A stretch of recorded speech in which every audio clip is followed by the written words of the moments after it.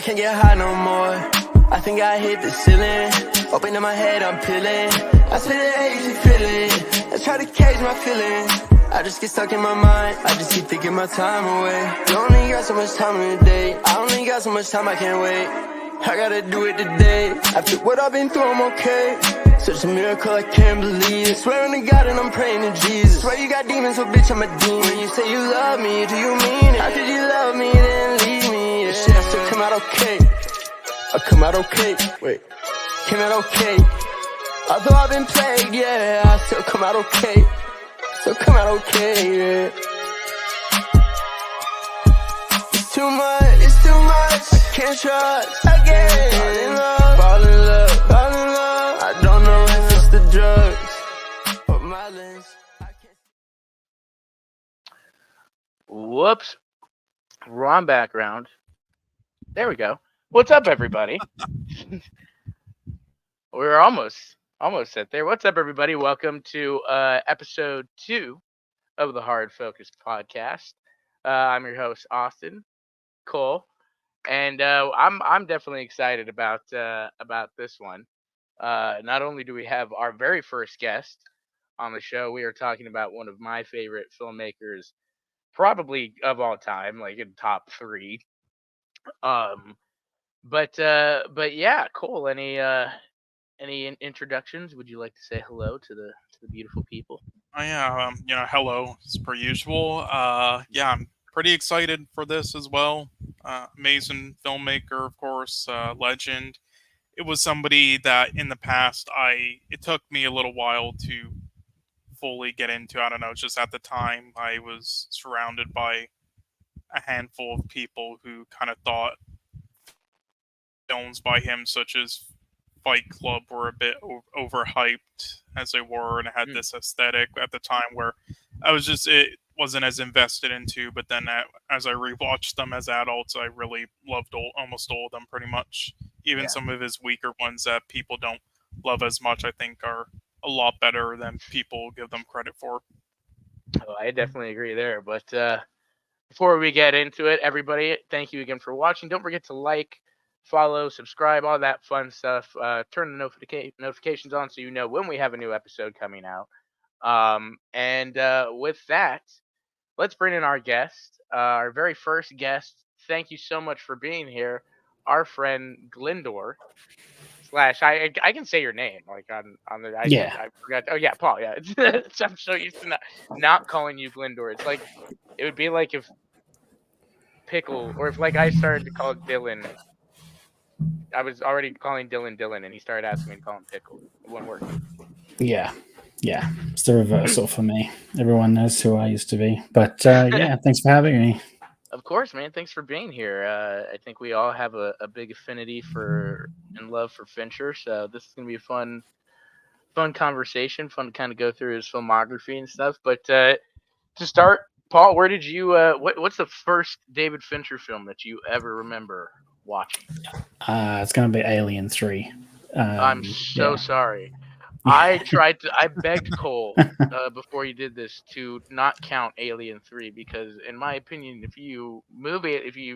we just forget Alien 3 happened. You know, for his debut feature, he made mistakes. Dude's got a near perfect filmography, in my opinion. So I just kind of pretend it's it's not there. Yeah. I'll make the claim of studio interference. Well, yeah. I would blame the writers, but as a big fan, I can see what he was trying to do now that I've seen the rest of his filmography. But as a fan of as a former fan of the Alien franchise, I at that time that was the worst thing to come out for that movie franchise. Story directions were not its strong suit. I think directing wise, there's not too much that went wrong. It's well shot. It's just there are issues in the story for that movie. But yeah, as a fan of the Alien franchise, obviously that's what I watched first. The next one was 7 though, so that's good. But okay, yeah, good follow. That's good. Cool, right, Cole. What about you? What was your what film popped your David Fincher cherry? Jesus. Oh God. If I remember correctly, and that's actually a tricky one. I don't know if I like quite remember fully like with that. And usually I do with like every director, but with David Fincher for reasons I mentioned, I'm not sure, but I believe it might have been The Game. At least like, Okay. well, I'll give like two answers for the one that I watched like fully in one sit-in. Like at first, it was probably Zodiac. Oh, but I did see, I believe, like bits and pieces or like half of like The Game and Panic Room on TV at points, but I don't know if I like fully seen them in one Right. sit-in at the time because I was like 4 years old or something and they came on TV. So Yeah, no, I feel it. My very first David Fincher film was I was taken to go see The Curious Case of Benjamin Button in theaters. Um, let's see, I was maybe 10 or 11 years old.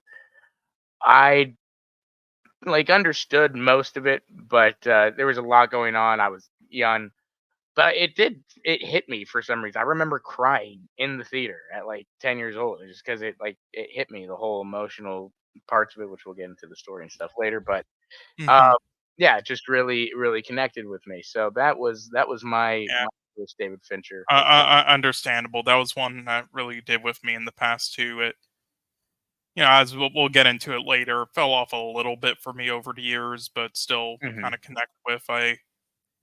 But yeah, I do just yeah. Another thing I have to ask Paul, I just wanted to know,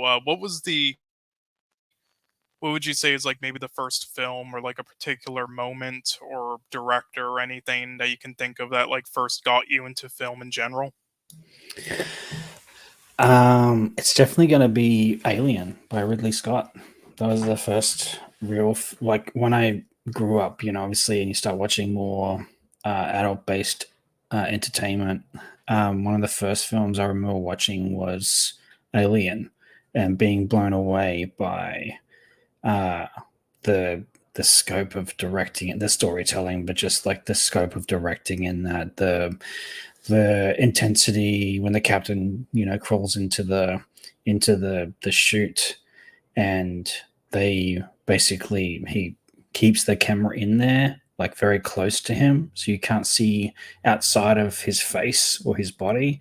um just that kind of stuff that really got me into watching more film, not just horror, but just more films in general. It made me look for stuff like that, made me look for and also listen for music and heightening tension or lowering tension.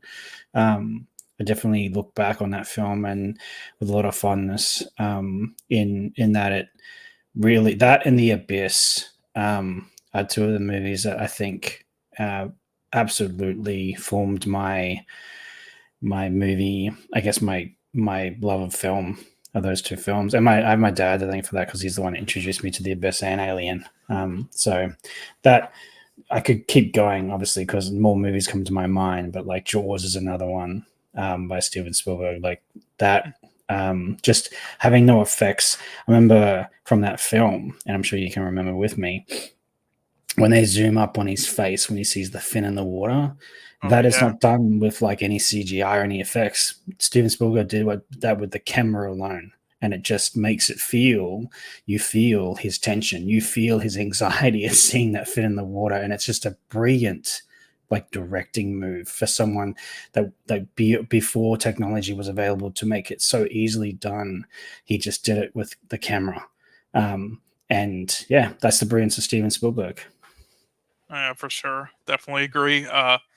Also, another thing, just to ask again, have you like had any experience on sets or like writing or filming anything where you live, possibly in the film industry, or even just making any other form of like art or collaborating with others? Like, I'm just curious, kind of like what you might have like done in that sort of, in artistically or in the industry at all.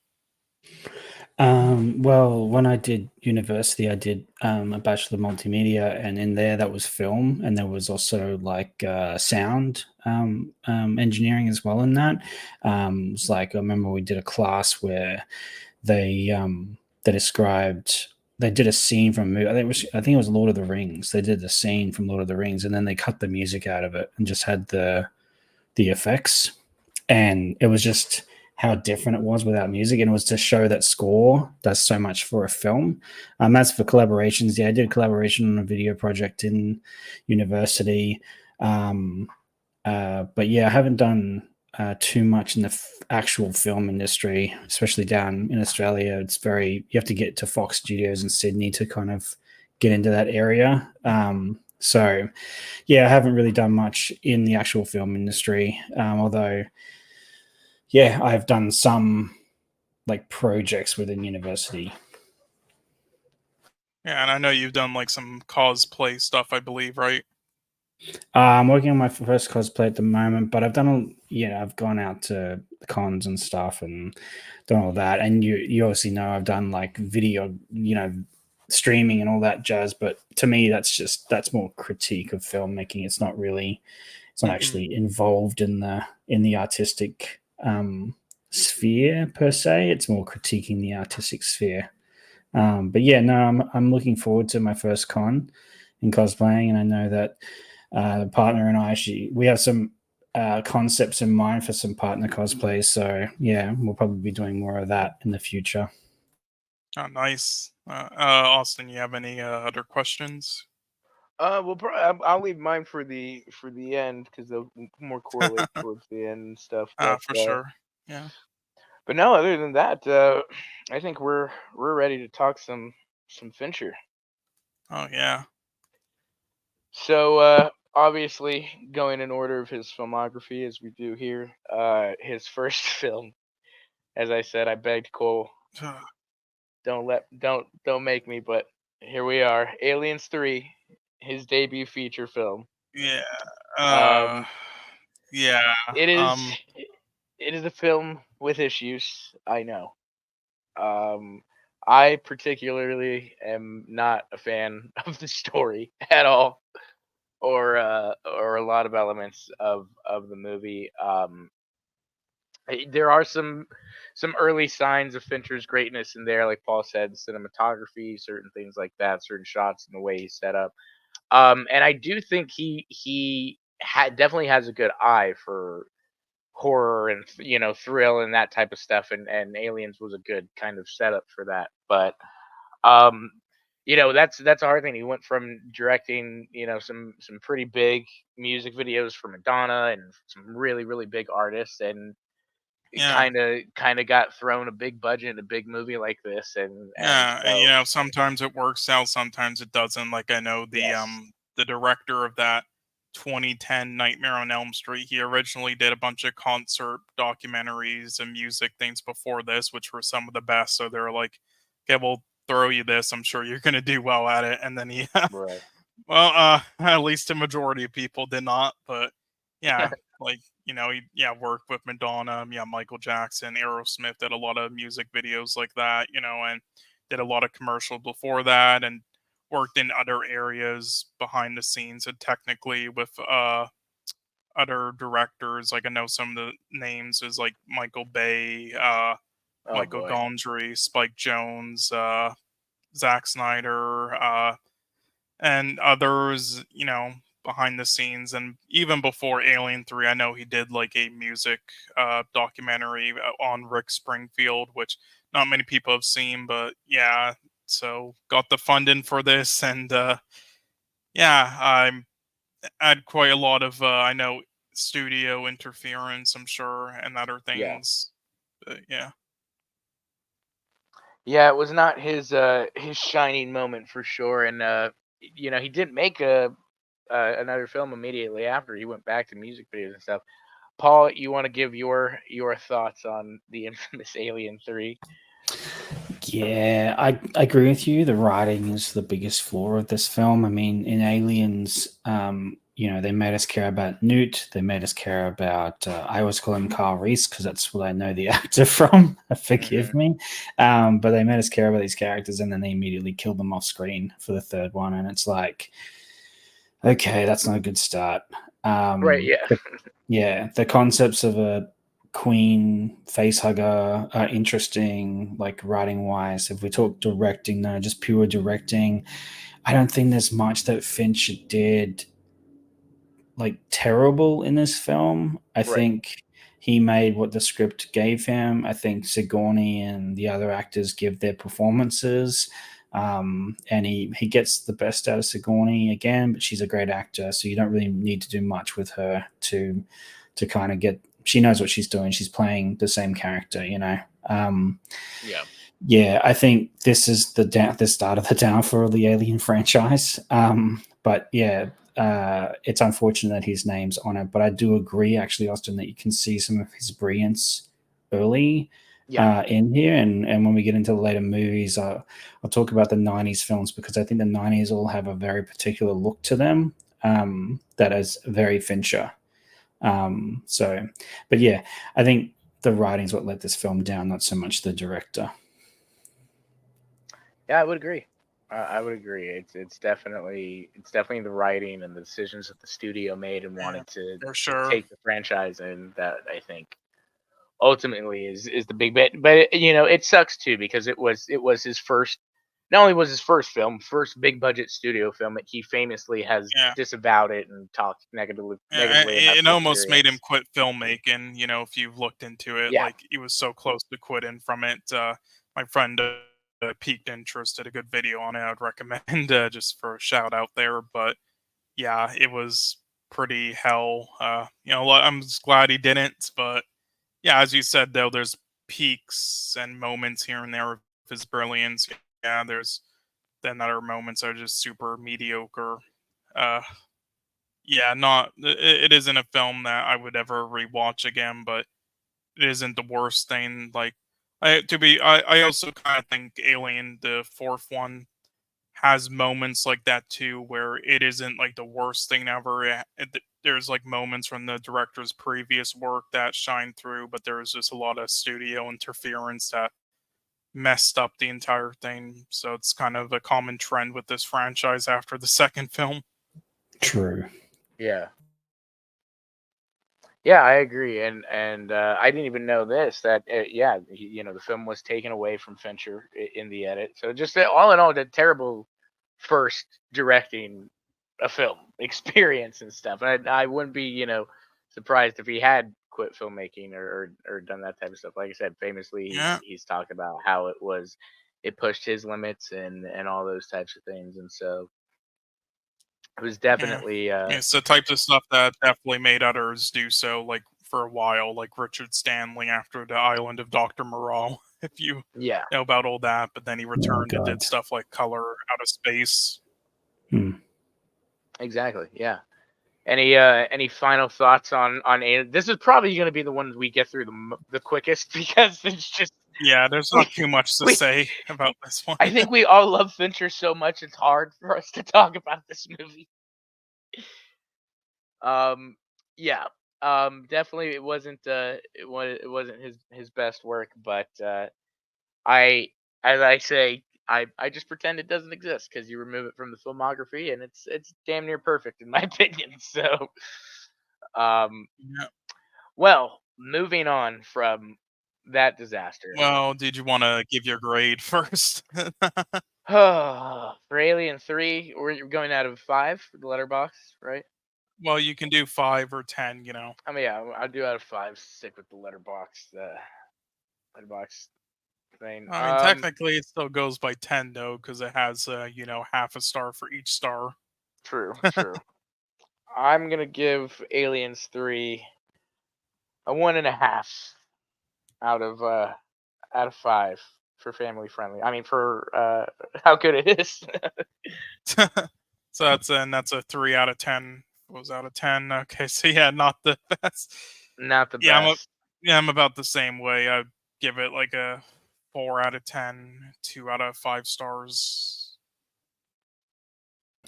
Yeah, I'm the same place as Cole. I was thinking 2 out of 5, a 4 out of 10. It's below average. It's not the worst movie ever made. It just has a lot of, and most of its issues are its writing.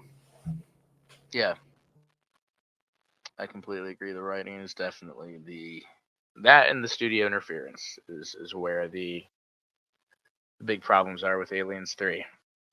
But moving on from that piece of crap to where in my opinion Fincher really got his footing, really got his career started. If this had been the first film he directed, he would have directed to this day. This is not only one of my favorite films ever made, it is a film highly revered in the, film community. It's studied in film schools. It is just a masterclass in filmmaking all the way around. I'm talking about, of course, Seven, in 1995. 1995. So 3 years after Aliens 3. Um, at the time, Fincher had gone back to directing commercials, directing music videos. Like Cole had said, probably was not in the best mindset of like wanting to immediately go back to making a movie. And then it just so happens that the script accidentally came to him. He got about halfway through it and wasn't too interested, then skipped to the end and was so surprised of how the film could reinvent itself in the last 20 pages that he wanted to do it. So that is how Fincher got Seven. But yeah, that movie to me is just all around a masterclass, from the screenwriting, the acting, the directing, the imagery, the visual metaphors. Everything about it is so meticulously thought out. Cole, your thoughts? Yeah, this was one of the films where at first I didn't totally get it. I didn't get like the first half of it. I thought it was kind of a dull cop film, honestly, when I first saw it. Just like what's so interesting about it is just like a trendy thing at the time, and these dark topics. But I missed like all the visual storytelling, all the clues and messages that you then notice on a rewatch and really appreciate, and with everything else in the second half as well. Yeah, on a rewatch, I really fell in love with it. Incredible film. I mean, fantastic performances. Obviously, the last just 20 minutes is just like a 20 out of 10 film. Yeah. Just I really don't have like any flaws with it. Yeah, and the editing is incredible. It was the only Oscar nom it got that year, which is kind of strange. Not only because it was the only one it got, but because usually with editing at the Oscars, they usually just hand those out to like films that got nominated for Best Picture, and they usually just do it at random or what ones are the most apparent with their editing. They don't usually just give a film like only editing and nothing else. So that's kind of interesting. But Right. yeah, and another thing that I really also love about this film, and that I love about all of David Fincher's films to come, which is kind of fit in because he did, I know he went to school at like I believe Ashland High School, and he did like design sets and directed plays, and he really focused on lighting in them in his school plays. So it's fit in that one thing I really appreciate about this and all of his others is the lighting and also the sound design. I Yes. think it's just his lighting and sound design in his films are like some of the best in films to me, at least his Absolutely. peak ones. But also the other thing that I really appreciate about it and his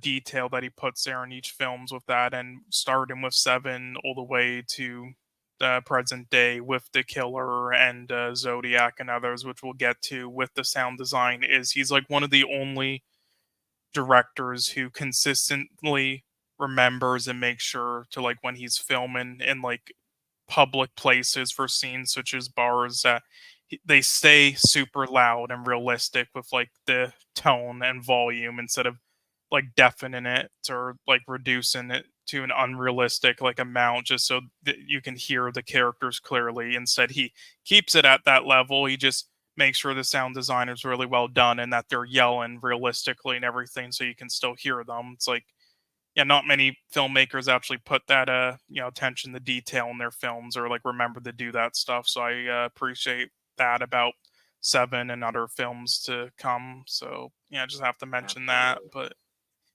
yeah, Absolutely. But yeah, just incredible.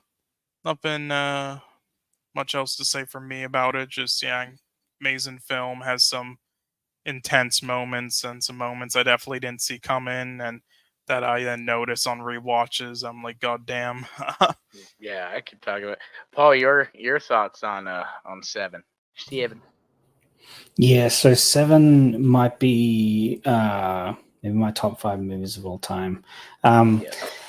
This movie, I think, Brad Pitt is the best he's ever been in this film. Um, Especially like Cole said, the last 20 minutes of this film, I think it's the best acting from Brad Pitt that's ever been. Morgan Freeman is always he's solid.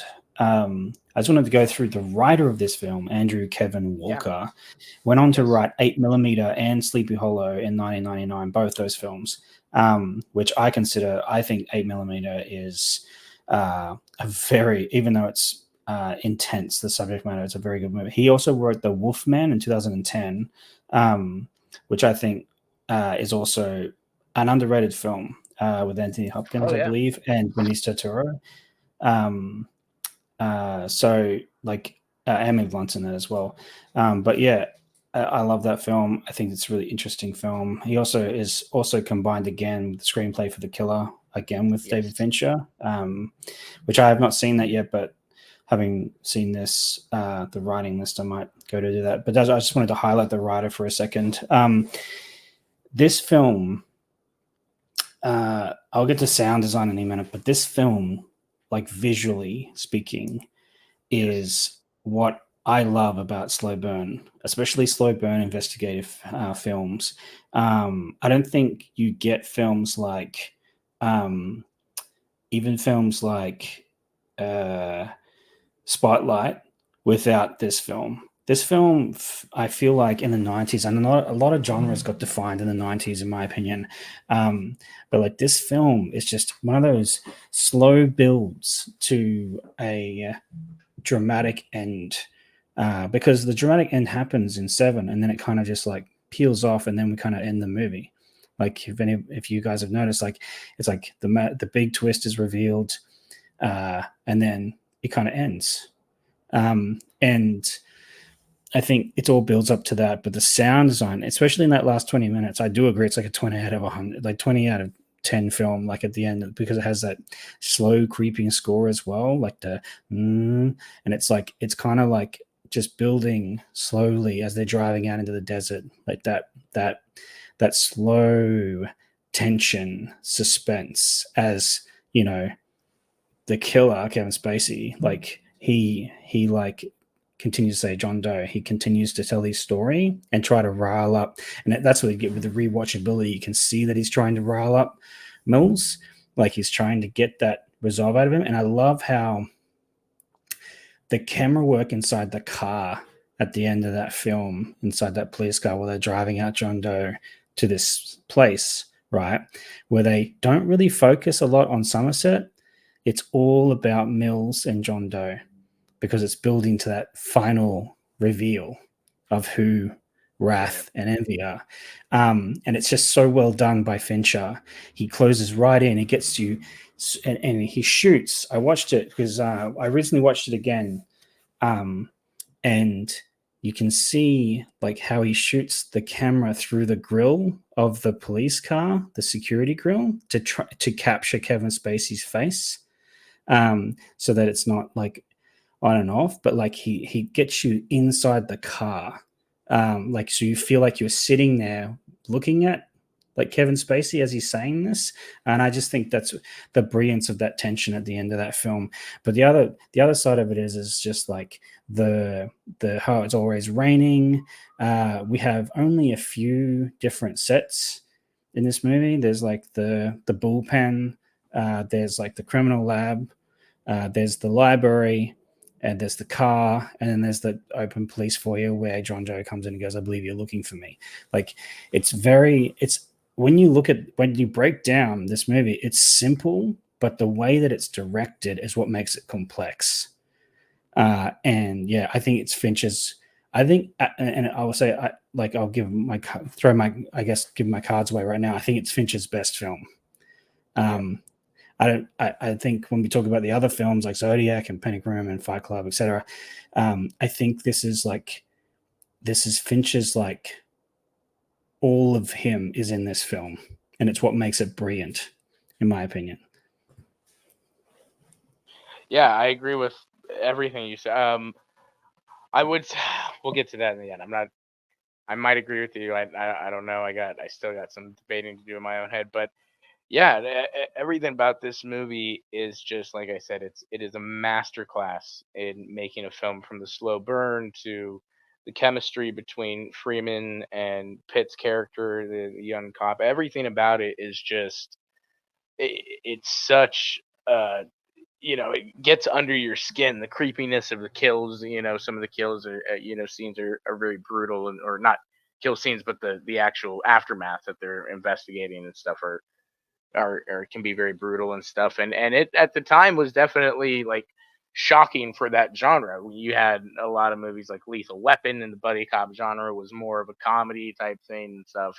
Like this took it into that very, very dark uh turn, and then added all these kind of underlaying tones, religion, good and bad, and cops, just all these different story layers that it add into it.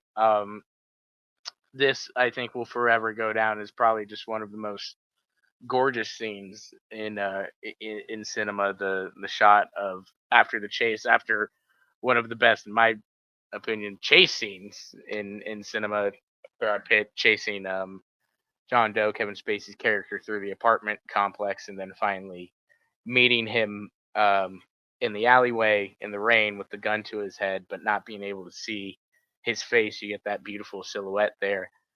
So just a lot of beautiful imagery, and that very much tells the story. You see Pitt's character very much a lot in kind of wider shots in a box, and some type of, whether it's in a window or these types of things, he's kind of in his own world, his own thing after this killer and stuff. And just a lot there, that it's like this is the same guy that made Aliens 3. Like it's such detailed filmmaking. I think, yeah, it's definitely one of, if not his best films. And to say that, that's only his second film. He's made so many more, and it still stands that test of time of being that great is certainly a pretty phenomenal thing, I think, for Fincher. And coming back from Aliens 3 with that is like a massive, massive win.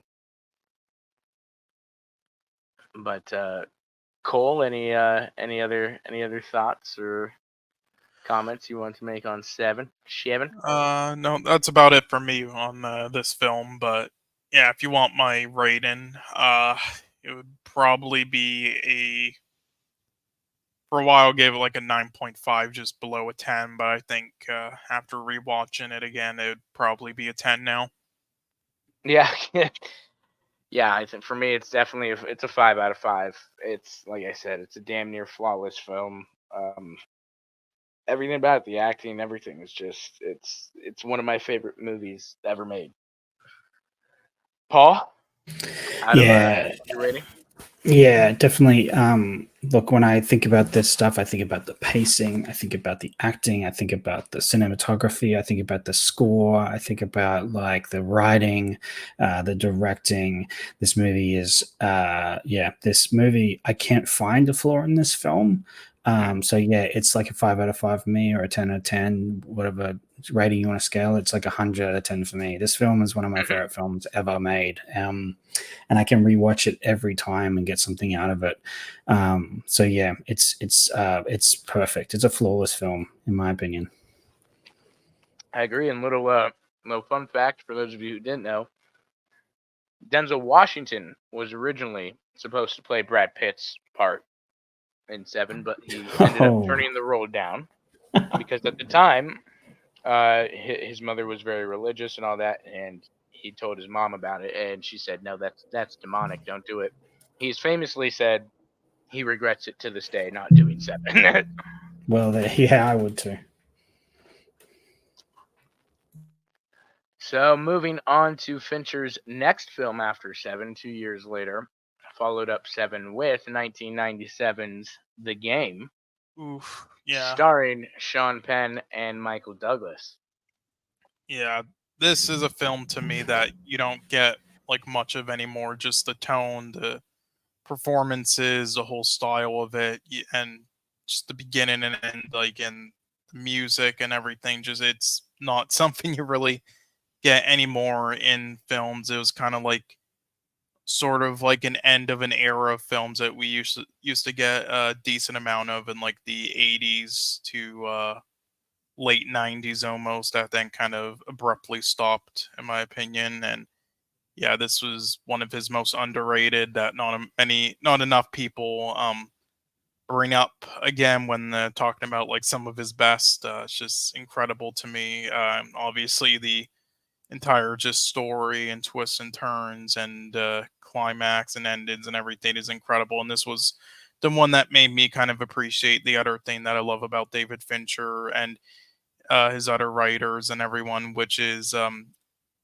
just how every time you go into a David Fincher film, you kind of like start to underestimate or doubt, if it's actually as good as people are saying, and with like the first act and everything and what the film's about, and then it just completely blows your socks off, just like in it, just and then you just regret yourself for doubting them, just like letting your guard down. So yeah, that's the other thing I really like about his films. But yeah, what about you guys?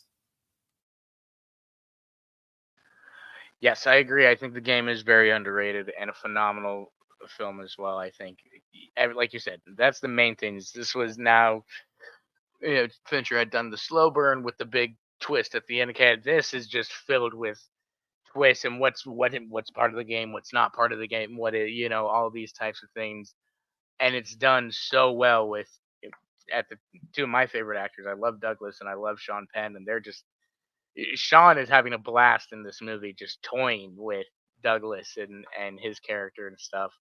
Douglas plays the role phenomenally and stuff. I agree. It's a great follow up to Seven, um, and it's very different too. It's not trying to be the darkness or the serious or the Seven. It's its own thing, and it is different in his filmography, even in kind of the look and style of it.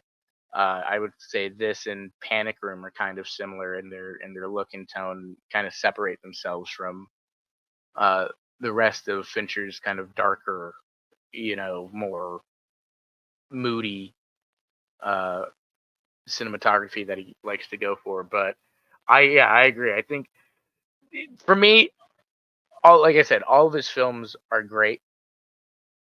So there are some like I don't that didn't get a lot of like this didn't get as much love as I think it should have, and a couple others that we'll talk about later. Um, but yeah, I definitely love this film. It sounds like though you guys this is one of your personal David Fincher favorites. Paul, what do you think of The Game? Yeah, like my dad got me into Alien and into Jaws and stuff. My mum was the one that told me to watch The Game, mainly because she was a Michael Douglas fan, I think. But the cast here is phenomenal. Like the casting is just, but I was going to say this movie. I think I agree with Cole completely. There's not movies like this anymore. And it's a real shame that this kind of cinema isn't made. These movies aren't made anymore. It's truly remarkably brilliant. This twists and turn story of like this guy trying to have a more exciting life, and then he gets thrown into this complex game where he has nothing and goes through different scenarios to figure out what's going on with his life. I think the main twist obviously is at the end, but this is a lot lighter than obviously a serial killer film.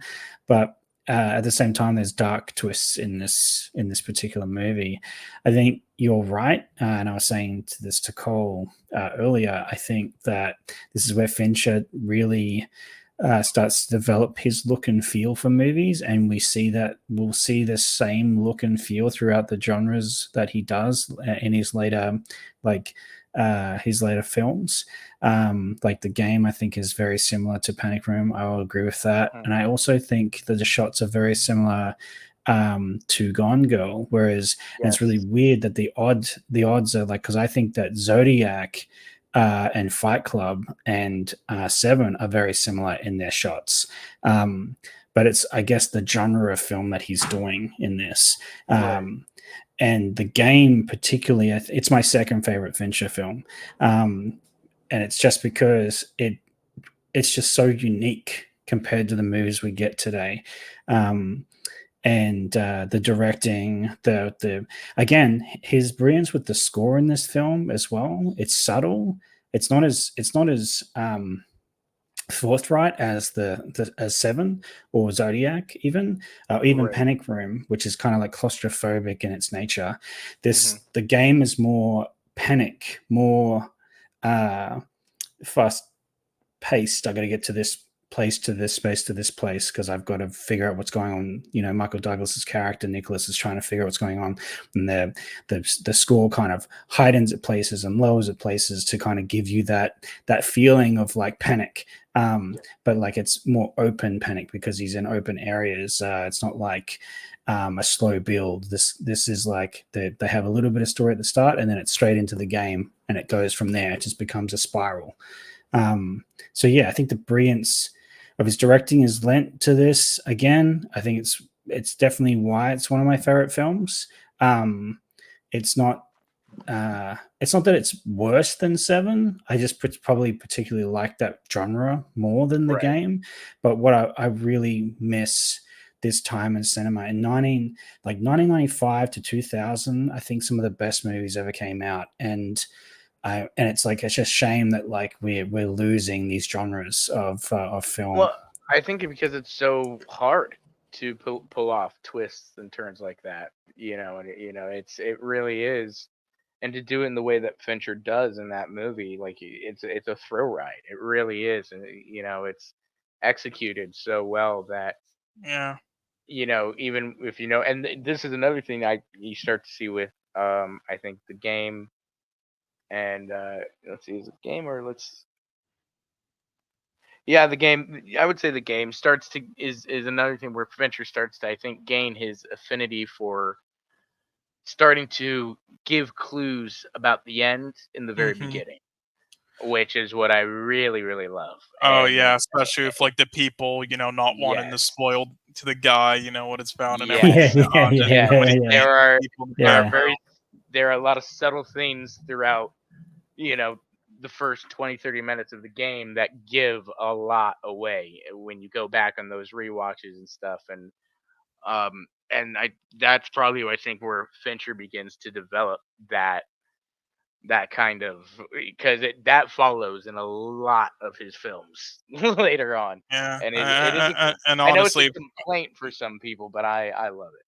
And honestly, though, like most directors nowadays as well, honestly, if they had something like this, they would not do a happy ending with it. I know that, but and that's the other thing that feels very unique for Fincher, especially coming out that Seven too, and most of his and it was a nice surprise for that reason. Yes, I agree. I also just have to ask though, like, what's the closest do you guys think to like an actor today in their prime that's like Michael Douglas? Because I also think that kind of has gone away, that acting style. Oh wow, good question. I think the name that comes to mind is Jackman.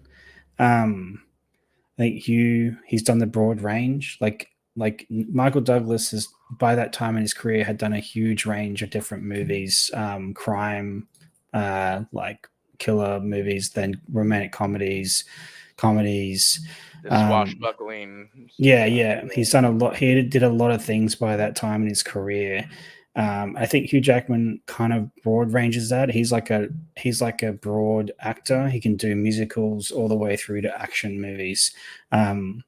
He's the guy that comes to mind. I don't. There's it's and he's barely at the cusp because to put him on the same level as Douglas, it's uncomfortable to me. I just don't. I don't see this. You don't see Yeah. people like Douglas. You don't see people like Kevin Spacey. There's one Michael. person. Sorry. Oh, sorry. No, Who? There's one person. I think that because when I think of Douglas at that time, just throughout his entire career, and he could play anything, right? But there was this coolness to it. He was just fucking cool. Oh you know, and yes, anything. and again, in he that had same such a time, they tried personality. doing it with Charlie Sheen as well. I think. Right. They Yeah. tried with it, but I think I'll be honest. I think Ryan Gosling has that where he can play anything, and there's just something cool He's about suave. him. Yeah, he's very suave. Like from Drive to what Blade Runner to all these different things to Barbie, he can be funny and sane and all these different things. Like, he very much kind of reminds me of that. He's just got personality. That's what it is. He's got a Yeah. personality. That's true. Yeah, I see the resemblance. I also see it in Hugh Jackman, especially films like Bad Education. If you've never seen it, That pretty I much like agree. Michael Douglas. I would say Bad Education, Deception, and Prisoners. And some others that are Yeah, very absolutely. much remind me of some Douglas like roles. Yeah, I think, and if we're going to go younger, I'd say from the same movie, Jake Gyllenhaal definitely has that broad range as well. He has. Yeah. It's weird. Yeah. He's like uniquely suave in the movies, but he can do comedy, he can do drama, he can do action. We've seen him do all these things. High drama, I think, are definitely in Prisoners, and it's a shame because both of those actors in that movie deserve Academy Awards, but yeah, of course they were snubbed. Yeah. Yeah, I agree. That movie's phenomenal. But I love this movie. I love the game. I also shout out Sean Penn. I love Sean Penn. He's also a phenomenal actor, in my opinion, and I think he's great under Fincher's direction here. He also gets to have, in my opinion, a little bit more fun than Sean Penn was having, especially at this time. He was playing a lot more serious roles and those types of things. And it's funny in a movie like this to say with his character having fun. Like I said, he's kind of, toying with certain things and all that. But yeah, definitely a great film. Out of 5, I think I would give it 4.5 out of 5 for sure.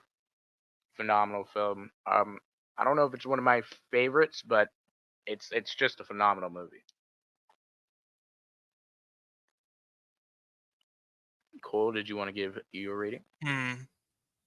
Yeah, I'd say at least like an 8.5 to 9 out of 10. It has like no flaws with it to me. I mean, some people complain it's a little like, I would say, lacks some of the emotional elements, and with like the flashbacks with the character's father and stuff and the relationship, but I was pretty all right with it though. It just just pretty flawless to me. Just not top tier for Fincher. It just shows how amazing of a filmmaker he is. Like any film from him that I give even just like a 7.5 or a 7.2, like they're still great. It just shows how stacked his films are. Yeah, no, I agree. Paul, your rating of the game? Yeah, I'm gonna have to give it a 9.5 out of 10, or 4.5. The only thing I'd hit this on is I feel like some scenes could be a little bit tighter. Like I feel like its runtime is a little bit too long, especially for this time period. It's like 2 hours and 9 minutes. I feel like it could have maybe shaved off 10 minutes and a few scenes and made it a little bit more tighter, a little bit more paced in its and would have heightened the panic of Michael Douglas, because the whole point of this movie is as the scenes go on, he gets more and more panicked, he gets more and more like anxiety driven because his whole life is being basically screwed And I feel like there's a little bit of let off of tension here and there, and I think they sacrifice the tension for storytelling. But I think some of those scenes, especially the one where he's sitting in the apartment opposite Christine, Deborah Kara, Unga's character, I think that could have been cut down a fair bit. It's not necessary to the story or plot. But yeah, that's what I'll give it, a 9.5. Yeah. I'd say though, if you're one of those people who care for too much of, oh, this seems too unrealistic that this would all just perfectly happen, then yeah, you'd probably hate this film.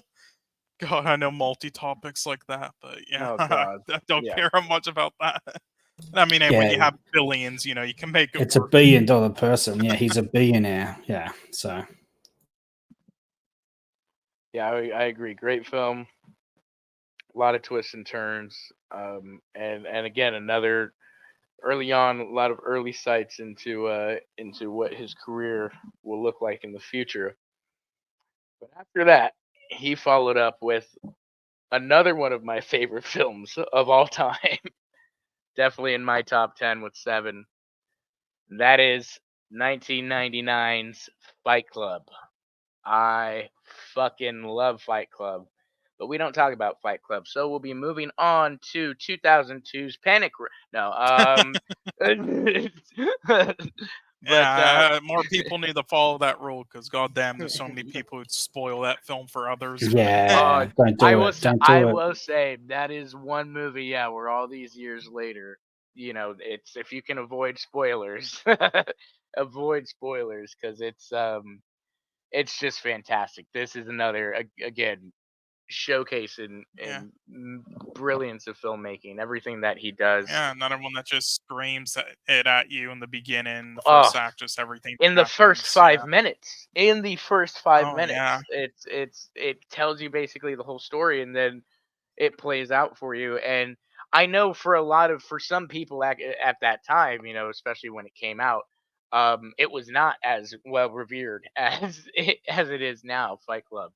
Yeah. Um, I think part and of it so is just like a lot of people. I think in that at that time, I like you can correct me if I'm wrong. I'm just like taking a guess. I don't know actually like the real reasons with audiences, but I know like at that time in like the late '90s and everything and early 2000s, a lot of people are getting tired of like the samey feels of like films, and it had a really like late '90s aesthetic and everything, which maybe annoyed a lot of people. I That don't think it back. was really that. I think it was more of just the shock of the story, everything about it. Like, Yeah, first of all, you have two not very likable characters in Tyler Durden Mhm. and Edward Norton's character, and everybody else is not. The whole cast is not the most like clean on to. I love this character. But it's a satirical look on mental health and on that type of which at that time and in that way, in the way that it's done, where it's this drug, sex infueled, kind of chaotic man's mental breakdown. Mhm. you know, Yeah, and um, I know similar to like a lot of Drive films, like well, similar to it that a lot of films then afterwards kind of try to imitate in this, and with the satire messages, kind of right. like Idiocracy, which I think is grossly overhyped, but just my Yes. opinion. Oh yeah. That's the other thing. This is the first film where Fincher really leans into comedy for the first time in a way. The whole I love the whole stuff with Norton's character and Meatloaf when he's going Yeah, to well, Alien 3 was kind of a comedy. the and not yeah indirectly. um, but yeah, there's a lot of elements in comedy. Obviously, the way that Pitt's character acts in it is very sarcastic and in your face and these types of things. And yeah, I think that's the thing. It was the shock of the story. And there's a lot of you had Brad Pitt, one of the most beautiful actors in the world, playing this beat up, scrounged up, you know, piece of shit soap salesman. Fucking like you know, it was very much just not what people expected. And famously they were booed out of some film festivals, which I think is very interesting. Yeah. And I Are think you for again too, real? This yes, this movie was. they were famously booed out of film festivals for this film. Wow. Um, Yeah, well, you don't want to know some others that were too. Like yeah, there was some. Taxi Driver, Yeah, Oh, Antichrist, yeah, Twin yeah. Peaks, Tree of Life, and Glorious Bastards. I know. They wow. were booed. Yeah, Yeah, it's Pulp incredible. I Fiction.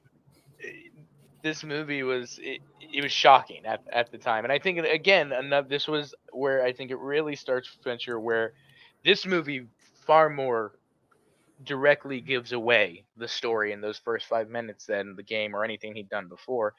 But it's not a bad thing. People I think took it as like, oh, you just wasted my time.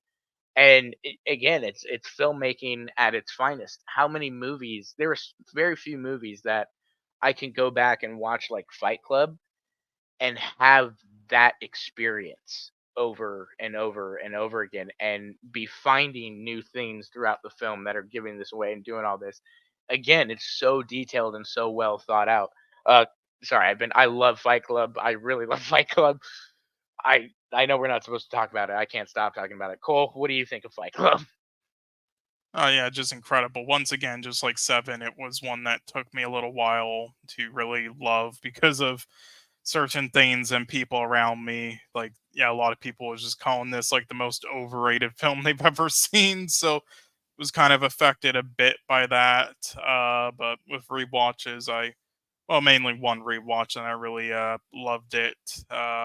And yeah, I mean, it's hard to like go into detail about this one because pretty much the whole film, just start to finish, is amazing to me. But yeah, just again, the acting, the characters, all the subtle messages, the visuals and use of lighting and sound, just incredible. And yeah, that ending is yeah, pretty trippy Yeah, as well. But also, I heard that curious thing I heard is that when it was actually got put onto I know 10-cent streaming services, and just like a lot of things, they tried to censor this by removing the ending, and then they put a title card saying like, and then they removed all the people safely and stopped the bombs before they blew out up the buildings. They actually did that, and then but then the backlash was so bad on there from everyone using it that they had to edit it back in. yeah, yeah. I mean, so many great scenes in this movie. It's fucking and a lot Yeah, of things happen behind the scenes as well. I think this was a book before the author famously said that he thought the film was an improvement on his book. Um, yeah. Paul, let's talk about Fight Club. What do you think of Fight Club? Yeah. Um, I am going to take a guess, and I think that it's not so much the twist at the end, or the hints or whatever. I think it's the political message inside Fight Club Probably. that people didn't like. Because at the end it gets super political, and I think at that time not many people could get on board with that. I think it was a misunderstanding of what the movie was about, and I think the general audiences didn't quite get it, and it took time for it to become a cult film, much like Blade Runner or other films that have come before it. They were ahead of their time with their messaging, and then suddenly people kind of, and we're forgetting the 90s was a very conservative era Mhm. of time in the West. So when this movie came out, there were a lot of Bible Belt people around, a lot of people that were like, "Ooh, that's inappropriate," like Seven as well. And so, yeah, I think that that this helped to break that mold, but I think it was ahead of its time in a lot of places. I think filmmaking wise, it's a brilliantly made film. I think the directing's on point. The acting is on point. It's a near perfect film, especially the twist at the end. I get that they give away certain things, and that's the point of it. I think is to give away certain things. I believe that's probably in the script as well, and that's why David Yeah. highlighted. He subtly, but he doesn't hang a lantern on it, as a writer's room person would say. Like, he doesn't make it so obvious that the twist is coming. He does subtle, and they show it at the end because that's what he does. Like he goes at the end. Remember, he shows all the scenes at the. I'm not giving away the twist, but he shows all those scenes again at the end of the film to show the audience, hey, this is where I actually left all the clues. By the way, so I think that's brilliant filmmaking by David at the end, like near the end of that film after it's all revealed what happened. But yeah, I actually think it's I would go back and I would say it's probably the political messaging of the film that a lot of people can't get on board with. It's the same with like 12 Monkeys, same deal. It has like a political message at the end of that film that people, I think that movie is criminally underrated. It's incredible, just like all directors' films usually. Yeah, and it's criminally underrated because I think a lot of the audience that watched it at the time didn't get it. They just couldn't understand the concept or didn't want to understand the concept. And so now we have a renaissance of at the end of the day, it was kind of an anti-commercialism film. And how do you market an anti-commercialism? It was very that is made by a commercial, right? Yeah, it was very Fox was afraid to market it. They did that. That's another reason why I got a lot of backlash. Is it was marketed as like a Brad Pitt led movie with fighting and all this stuff, and there's really not that much fighting. Brad Pitt is this kind of, they marketed him different than the character that he plays in the film and stuff, and so there was a lot of backlash at the time to not to mention, this is a little fun fact I found out. Rosie O'Donnell had a talk show at the time, and a week before the film's release, she had seen the movie, decided to go on her talk show and spoil the entire film for her audience and on live television, and then proceed to plead with reviewers to not watch it because she couldn't sleep for a week afterwards. Brad Pitt called it unforgivable in the director's commentary in the DVD commentary. Pitt, he would. I mean, the guy, just like Tom Cruise, cares about cinema, and like why go on there and ruin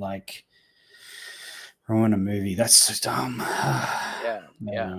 Another interesting fun fact for those of you who have seen it. For those of you who haven't, go see it and you'll understand. There are some pretty interesting sex scenes in that film, to say at least the way they're shot. I just now learned the sex scene with Brad Pitt and Helen Bonham Carter in the film was actually shot using the same technique used to shoot bullet time in The Matrix, which is awesome. A sex scene in bullet time. Only David Fincher. I love it.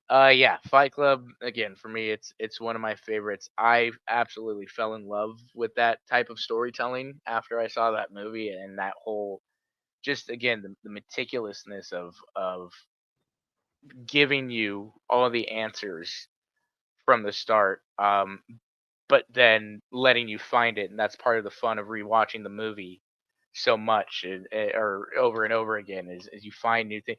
It's one of the only films I remember sitting down watching it, putting it on, having my jaw, like, being so enthralled by it, and then going and starting it immediately after it finished, restarting it and watching those first 10 minutes again and going, holy shit, he gave away everything. Like, this is incredible. Like, this is it was I absolutely love that type of filmmaking and storytelling. And look, anybody who spoils this, all right, I treat it as the same as somebody who vandalizes paintings, all right? You go to jail. It's the same as spoiling Seven. Don't do it. Yeah. Just don't. Yeah, I also heard Meatloaf, they had to put him on stills, right? They had to put him in stills, and surprisingly, as big as Meatloaf was, even he was in a fat suit. So yeah, that was all of that was in there. Also, did know this as well. Some great CGI in the film as well. They that sex scene, Pitt and Helena Bonham Carter were fully clothed in those CGI, outfits or whatever, and they CGI'd them naked. That's a lot of effort to put a sex scene in a movie. A lot of effort. Well, hey man, it's a pretty visceral sex scene if you do ask if you do ask me, Yeah, I mean, it's they've done it a wild. lot. Now there's like a lot of actresses where they've had doubles do that, and they've Yes. also had people like Willem Dafoe. I know Tim brought up before how they had to CGI his privates because his real ones were like too large. It's happened. It's happened. Yeah. But Fight Club, again, one of my favorite films. I'm giving Fight Club 5 out of 5. I think Yeah, it's same. one of the 10 best out of films ever 10. made. Yeah, it's a incredible movie. Paul, your rating for the thing that we don't talk about. Yeah, this movie's a 5 out of 5, 10 out of 10, whatever you wanna give it, the maximum, whatever it can be given. It's a near perfect film, and it's not near perfect. It is perfect. I don't see a flaw in it. Again, it's like what I said about Seven: the cinematography, the acting, the score, the directing. Everything's on point in this film. The messaging is on point as well. It says what it wants to say inside of a mental health movie, and yeah, I think it's perfection at that. I agree. With that, moving on to Fincher's next. Also, this is funny. Just I had just thought about this at the end as we finished talking about Fight Club. I was just curious what Roger Ebert had thought about Fight Club when it came out. Roger Yeah. Ebert gave Fight Club 2 stars when Fight Club came out in 1999, which is shocking. Yeah. I mean, not too shocking. He's done that with a lot of films with that type of praise, and he's given stuff like Home Alone 3, 2 thumbs up. It's Yeah, whatever. God, It happens, but again, we've all done it. I'm sure, like when we all pass away, there'll be some takes that might age as poorly as that from us. And thing that I oh least like about Ebert is, even if we strongly disagree with him on things like that, when we read or listen to him, we at least understand his point of view with stuff like that, and like with Full Metal yes, Jacket and other things, and One Flew Over the Cuckoo's Nest. yes. Yes, I agree. He definitely explained his reasonings very well and stuff, and like you said, still made it entertaining. No, I like Ebert. I always did, and that's why I was curious to see what he had thought of that film. But moving on to Fincher's next film, 2002's Panic Room. Oh, nice. Yeah. Also, another just again, there's not one of these movies now from this point on that you're gonna hear me say or bad Yeah. or anything. I mean, Yeah. I think Same here. they're all good to great. Um, I will say as much as I don't think it's one of my favorites, Panic Room. It's again so incredibly well made and very different to his filmography at that time. A lot of color in this movie that he hadn't previously had. Probably The Game is his, like I compared earlier, is his closest to the color palette of this movie. That is not typically in his films and stuff. Um, as well as I just absolutely I can't remember. Um, yeah, Fight Club. Yeah, Fight Club is I think right. I can't remember The Game's opening credits. Did The Game have like some cool opening credits? The game had like it was similar to Succession opening credits, Okay, like okay. like to be honest. So I would say Fight Club is where Fincher's also thing with opening credits started for me, because that man and his opening credits, I think they are just great. They are phenomenal. I love Fight Clubs. I love Panic Rooms. The kind of over the city with the uh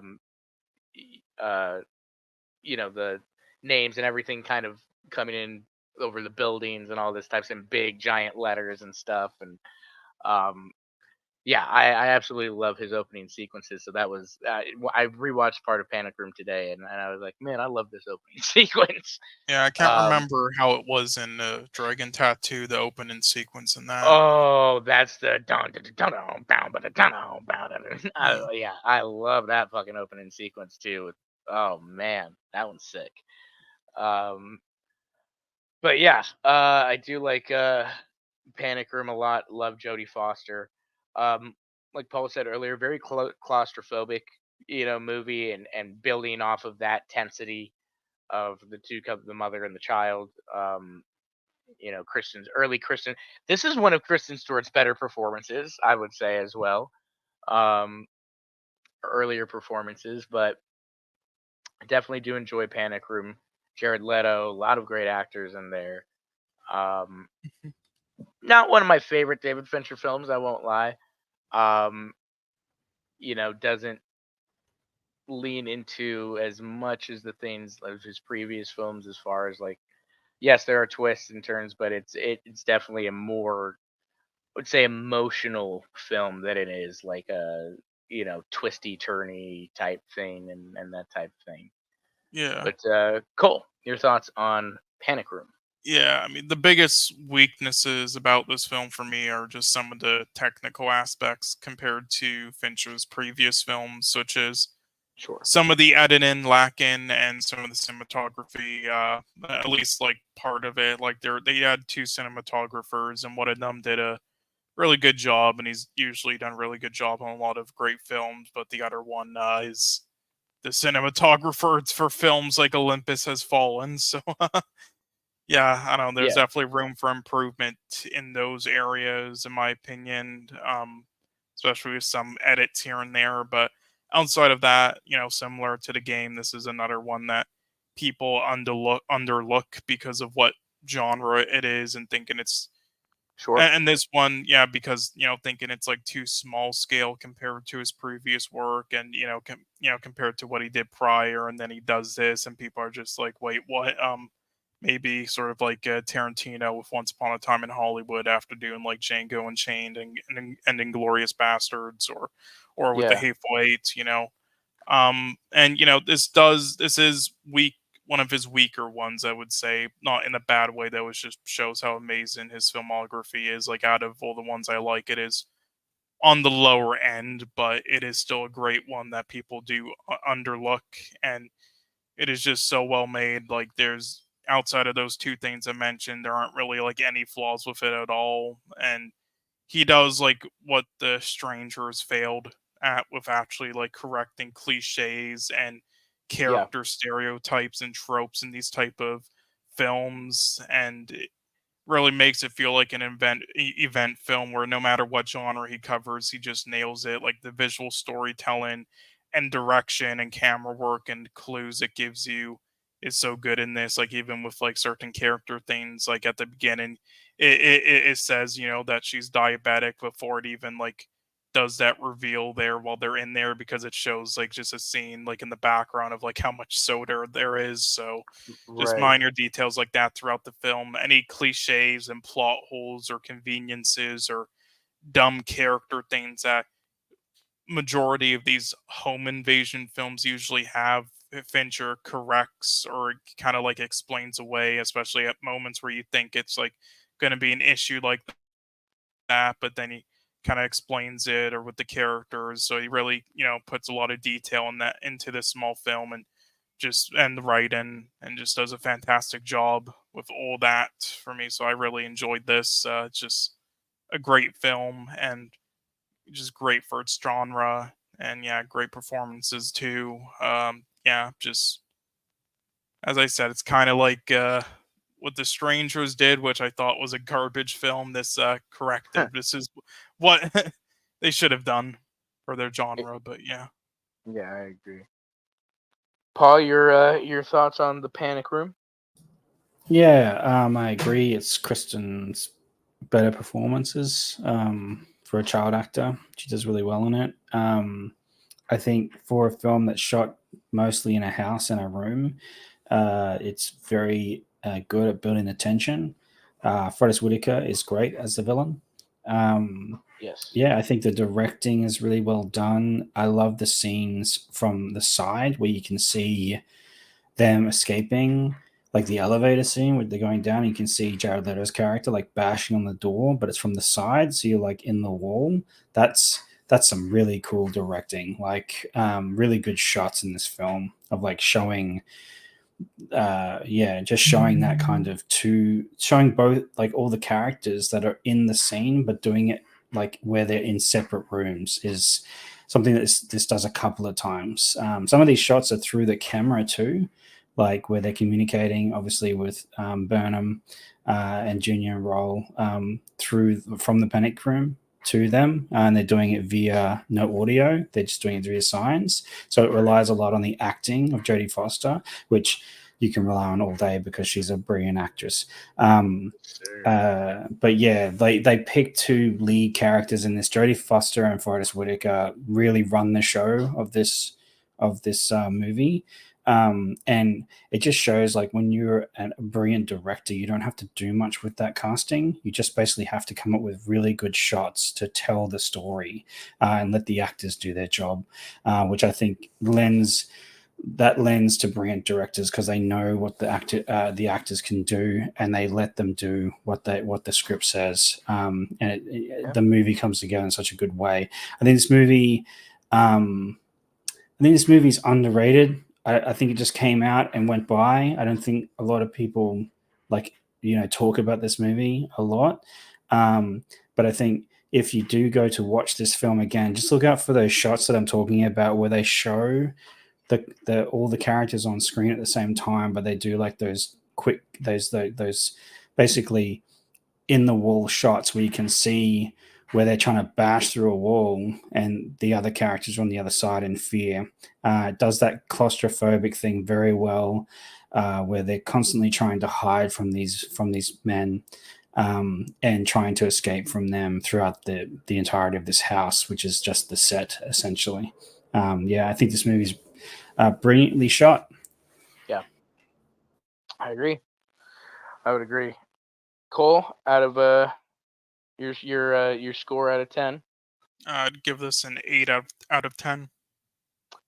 Yeah, I think I would go with a solid 4 out of 5 for me. Paul? Yeah, I'm going to be the same. I'll give it an 8 out of 10. Yes, sir. Well, after Panic Room, Fincher took a bit of a break from 2002 to 2007. Directed a few more shorts and a couple other music Yeah. videos and stuff. Yeah, and I know he tried, like, I believe, I could be wrong, it might have been, like, with somebody else, but I believe he tried getting, like, this one thing off the ground with the director who he's mostly done just a bunch of, like, remakes of old horror films, Marcus Nispel, who's done, like, Mhm. newer Texas Chainsaw and Friday the 13th and other things, and Pathfinder and Conan the Barbarian. I believe, like, they made, like, a pilot for a Frankenstein type thing that didn't really Yeah. go anywhere though. So then they just released it as a TV film. But yeah, it wasn't too good. But I thought I should just mention that because it came out in 2004. Yeah. Yeah. Went quiet there. Did that. Directed a couple George Michael things. And then came back in 2007 with another one of my favorite films of all time in my top 10. That is Zodiac. Zodiac for me was just, oh man, this man Fincher knows how to do crime noir thriller, just unlike anybody else. And not only that, this was, he's tackling true topics here, a true story, and I think he did it in just a very, very entertaining and spectacle type Yeah, way. like this is how you This do it properly. this is how you do it properly, and it felt like when you watch it, it feels almost, it sounds like an epic movie. The way that he recreates San Francisco and some of these shots, I love that opening shot of the water as it's panning in to the city, and you see the dock and the dirtiness of it, and kind of what San Francisco was like at that time, and just the recreation and the set design is so beautiful and Yeah, and the number of so. takes it took, like he had to get it perfectly. We'll get into that in a second. Good old Fincher and his takes. Um, but yeah, just I mean, it's so dark and so thrilling. It's a movie that makes you uneasy. He leans into the fact that they never identified the real killer, and that is just as the mystery in real life. It's the mystery of the film, and while you have certain people that you can think and go like, okay, yeah, leans this way or whatever. He never gives any sort of confirmation or gives any sort of bias. It is told directly through um, an investigative journalistic lens that is just enthralling, especially with the performances. Jake Gyllenhaal is younger here, but he is just captivating, looking for the truth, trying to figure out who the hell this killer is. Downey Jr., he gives, I think, one of his best performances of his career here as just same kind of thing, journalist looking for the truth, but led to obsession and manicness and all of these things. Ruffalo as the detective, stellar cast, and the chemistry between everybody was just phenomenal. Yeah, it's in my opinion just again a masterpiece, masterclass of this genre of filmmaking. Cole, your thoughts on Zodiac? Yeah, I completely agree with you with everything there and just how it's shot, the way it just goes about everything, the scene structure, the editing, the pacing, just how it shows everything with the lighting and camera work. Just it's all perfect, and this is just how you do this type of thing, and respectfully, and where you're not like trying to input too much of like your own views in it, like subjective things Right. in it. But yeah, and I do also have to just again I mentioned it in the group chat earlier, and we mentioned it on our first episode. Well, I did because I don't know if you've seen it yet, because I was the only one who saw it at the time. But again, Memories of Murder from Bong Yes. Joon Ho is Yes. basically, yeah, it's a film that's like about another serial killer with a pattern, and yeah, he was basically like the Korean Zodiac killer.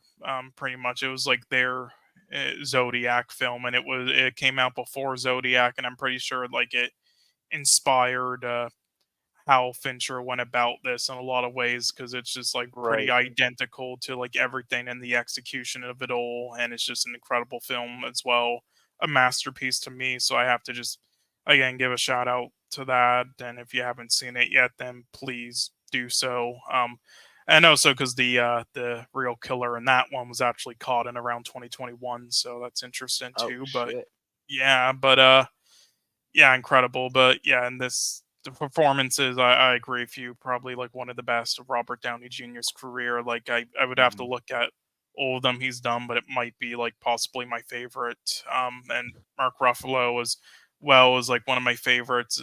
Along with Foxcatcher. I mean, before he did Poor Things, but yeah, and Jake Gyllenhaal incredible as well, and just very smart writing and a lot of turns once again. Just really just drags you into the story super well, and with the visual style of it all, I just love it. I Yeah. can't say enough good things about it.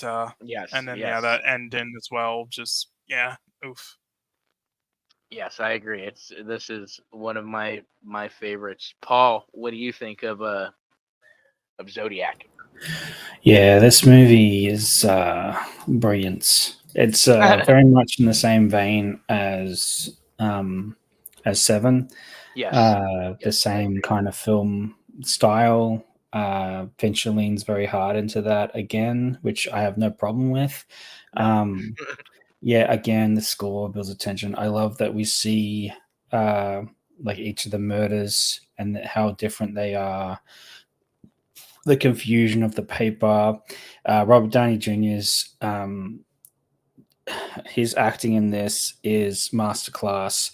The Oh yeah. descent into maddening obsession by Paul Avery, Yeah. who he plays in the movie, is incredible. It leans into like the scene where he tells Jake to like Jake Gyllenhaal's character Robert to give it up. Like, oh, that Right. scene is brilliant. It's phenomenal. Yeah, he's Um, living out on a dock with his yeah, yeah. And he's like, just give it up, man. You gotta stop. Like, don't be like me, basically. And yeah, like I think this movie telling a true story is hard to do without making it fantastical, but there was no need to make this fantastical. It was like already It was already already insane. It was an already insane story. It was already insane thing. The fact that they haven't overcaught him is another thing altogether. But yeah, and I like that he doesn't show. Also, this is other thing that I think that he chose in this as well is he never shows the upper sort of body of him unless it's in darkness, the killer, to lean into that. Oh, he's still out there. Oh, it's still a mystery. Oh, like we don't know. He could strike again. Who knows who it is? Like, yeah, and I think that's what made this movie. Besides those performances by those actors, made this movie what it is. But those three actors in it, Jake Gyllenhaal, Robert Downey Jr., Mark Ruffalo, the brilliance of that trio in this movie truly make it a masterclass in filmmaking. This movie almost over the mid 2000s, and it is like mid 2010s rather, and yeah, I just think it's one of the movies that you can go and revisit and see masterclass of like how to tell a true story in an interesting way. And I think that's why it's so good, why it's renowned as such a brilliant film. 100%. And I think too, this is how a master class is showing how you tell a story like this, leaning on the traditional kind of tropes and filmmaking cliches of this type of movie. He very much leans into it feels like that old 1940s, 50s, 60s, crime movie where there's a crime, or Alfred Hitchcock type movie where there's a crime, you see the murder happen, and then it cuts to the investigation and all these, and that subtly happen. You're seeing the crimes, and the murders happen, and then it's cut throughout the investigation, the journalist trying to figure out who he is, and it's all weaved into the story. And I know that's actually a criticism of the film is that Fincher decides to show the murders, but I think it only just adds on to it. And like I said, it's very kind of classic filmmaking storytelling of that genre, of that kind of mystery, serial killer who did it, who done it type thing.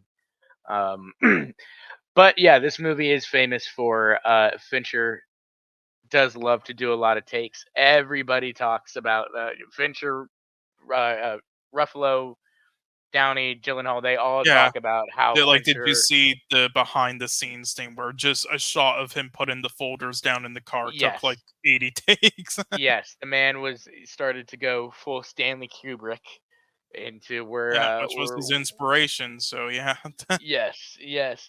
And weirdly enough, I'm sure it is a lot on the actors, and Ruffalo put it in a way where he's like, we're doing Zodiac and we're doing the scene and all of this, and I'm doing it the same exact way every time we're doing. And he's like, you start to get in your own head and think, is it me? Am I fucking this up every time? And like, and come to find out, no, it was his performance was fine. Fincher was waiting for something in the background to be just right for him to take that shot, and he's just very detailed and very specific and stylistic in that way. And I think in that, there are directors who are very stylistic and stuff, and I think their style overtakes their sense of storytelling and some of those things. Zack Snyder. um Whereas here Fincher has a very distinct style, way of storytelling, and way of placing things in the film visually, and telling that story, that it doesn't, it only adds on to and makes it better, and weaves into it. So Zodiac, yeah, Zodiac for me, again, it's already 3 films we've talked about are in my top 10 favorite movies of all time, and they're David Fincher's. So yeah, Zodiac, that's another 5 out of 5 for me. Um, that's how you make those types of mystery, thriller, crime, investigation movies. Yeah. Cole, your thoughts? Yeah, I'd give it a 9.5 out of 10. 9.5.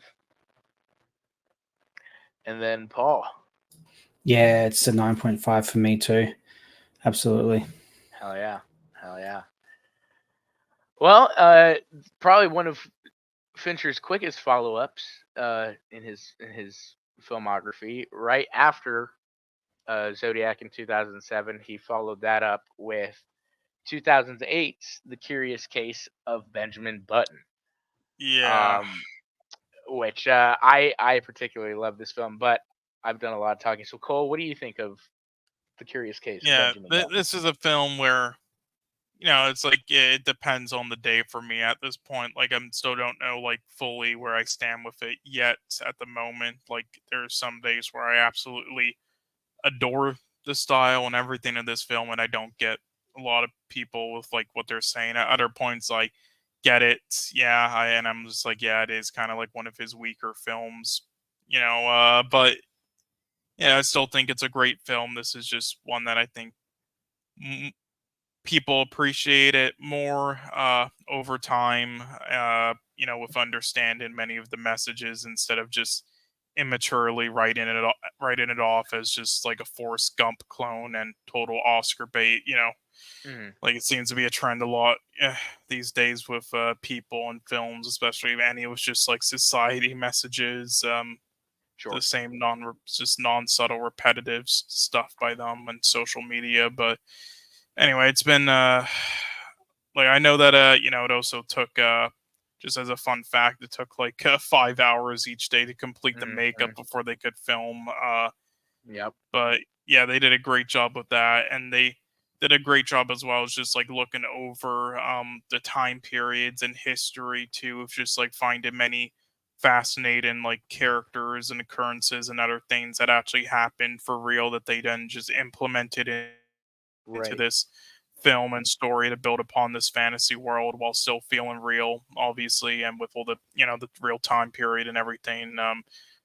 And and for that reason, it's better in its execution with that stuff and in its messages that it tries like to get across.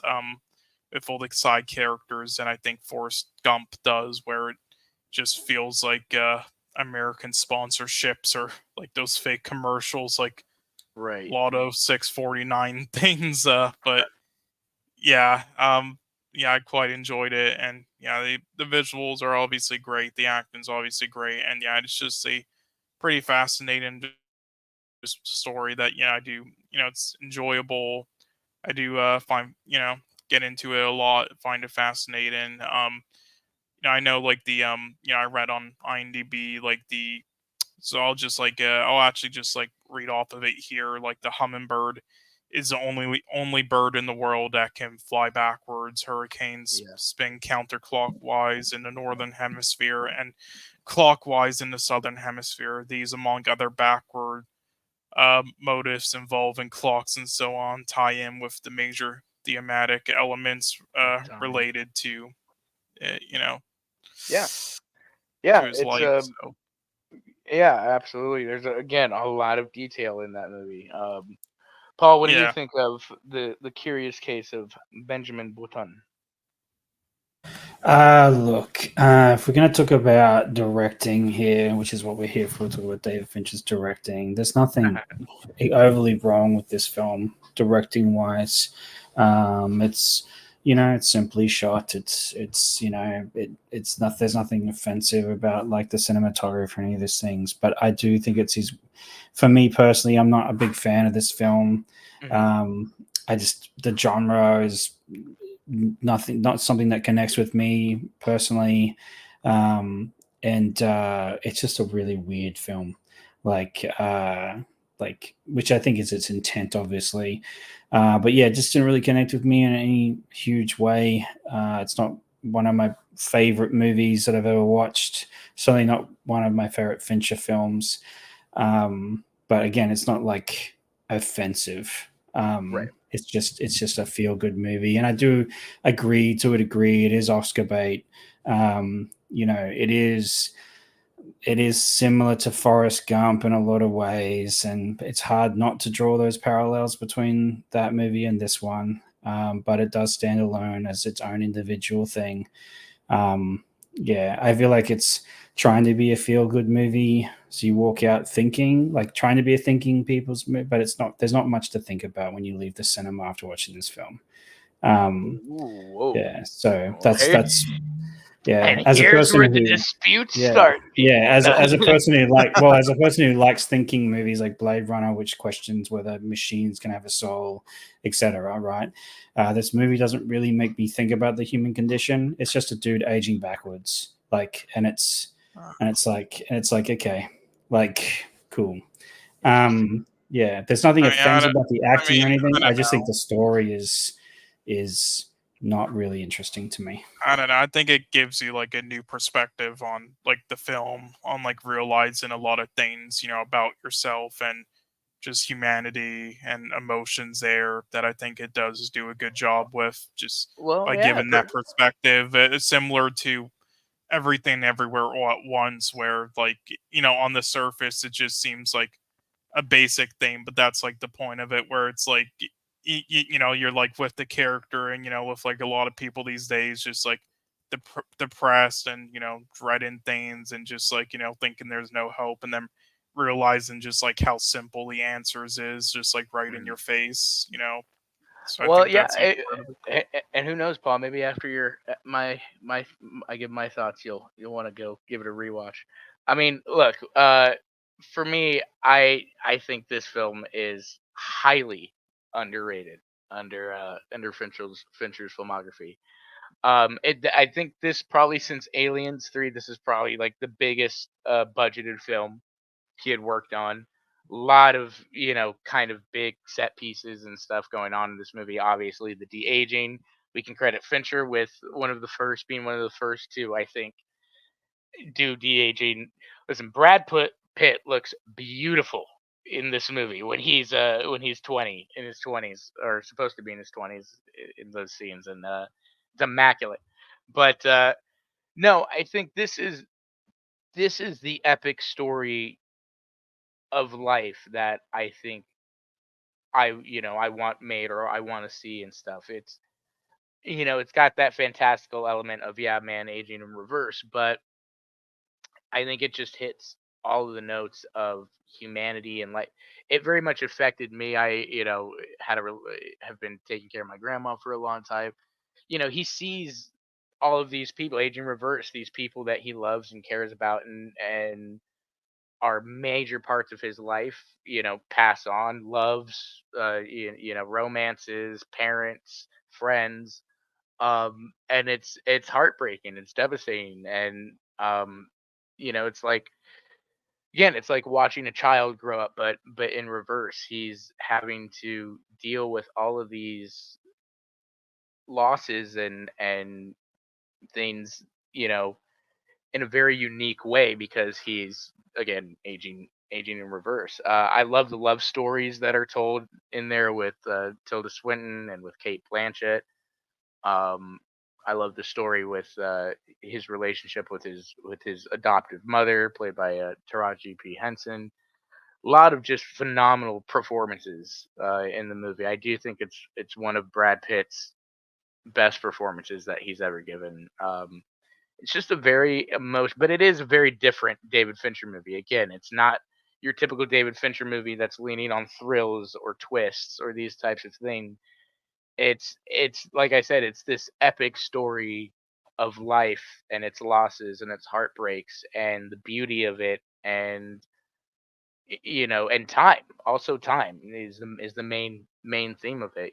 We all want more time and long for more time with the people we love, or to experience the world, Yeah. or to do all these things. Yeah, And especially if just like a lot of people who think, like once you reach like your 40s or something, it's like that's it. right, right. Like, yeah.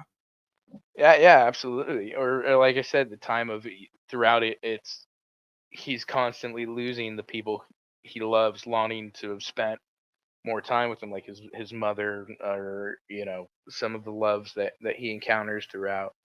um yeah, I think it's a phenomenal kind of self exploration epic on just life and its journeys and its heartbreaks and emotions. And I think Fincher absolutely again nails the aesthetic of the history, the time frame, World War II, racism, all these different things that are happening and going on. Um, just incredibly well told story. Probably, I can give maybe one complaint, and that is it's a long movie. It's a very long movie, but I do enjoy it. I think it's highly underrated. Um, but yeah, with that, I give Benjamin Button a solid 4.5 out of 5 for me. Yeah, Cole, your thoughts? yeah, it's between a 7 to 8 out of 10. It's definitely like not one of his strongest compared, just like Panic Room compared to the rest of his filmography. And I don't know exactly where I'd rank it 100%. And kind of right next to it. I don't know which one would be above the other, but it's still great and completely agree with you. And yeah, like the this I will say I did feel like a film just made to win awards, and with like all the categories and everything, but just put that aside and everything and kind of just look at it on its own. I do think it's just it really does stand. I mean, stand on its own as you said, Paul. But yeah. Absolutely, Paul. Your rating? Yeah, it's gonna be probably 2.5 out of 5 for me, or a 5 out of 10. It's not Mhm. offensive. It's not amazing. It's like one of those down the line drama movies that your mum will put on and watch and go, "Oh yeah, it was nice when I was 30." Like, I feel like that's the kind of what the audience that it's tapping into, and that's fine. It's good. There's movies for everyone. This movie wasn't particularly for me. Directing level wise, I think that it's Fincher doing what he does. It's nothing too special, like you said, Austin. He's not doing anything too creative. He's just shooting a movie, which I think is also a reason why this movie kind of like is a weird anomaly in the middle of this film genre, like the filmography of Fincher, because the other ones kind of they're either biopics or they're kind of like dark, twisted, like killer movies. Right. Yeah, like This is I yeah, will say that this is definitely like his most straightforward. Sure, Yeah. I Oh do yeah. still Yes. yeah. think there's a lot to get Well, from it, but yeah, it definitely feels like different from any others he's done. It I almost don't. feels like the he thing had is, Yeah, something he else kind of directed. pulls a Christopher Nolan here, where it's the story itself is linear. The way it's told is not. You're going back and forth from um, Kate Blanchett's character who's dying in bed to you know the beginning when he's born to all these different time frames and time periods. The story, the visual and the way the story is told is very Fincher in that it's not straightforward. But the actual plot itself is not your typical Fincher thriller or twist and turn, and yeah. yeah, it's just a straightforward film, and I don't Right. think there's a lot of creativity involved in that. I don't think he has stretched his directing chops much in this film at all. And so I think it's just like one of those run of the mill movies, and that's fine. It is what it Mhm. is. Like, that's my thoughts on it. Heck yeah. Well, moving on from the buttons to the Facebooks, his next film, The Social Network, which Paul, you are hot off watching today for the very first time. So let's start with you, Paul. What are your thoughts on David Fincher's The Social Network? Yeah, for a biopic, I think this movie. I was saying to Cole actually before I said it reminded me of Challenges, actually, even though Challenges is probably derivative of this movie. But like it's a movie told from basically two depositions of Mark Right. Zuckerberg, and they go back in history as they're asking the questions of Mark and Eduardo and the other people that are involved in the suing of him for his alleged, well, now proven, stealing of his of intellectual property, or like of the story of how Facebook came to be, or the Facebook, as it were. Yeah, I think I think this is kind of like Benjamin Button to me. Directing wise, I don't think there was a lot for him to do in this. It mainly featured the brilliant acting of Andrew Garfield and, dare I say it, Jesse Eisenberg, who was acting as himself. But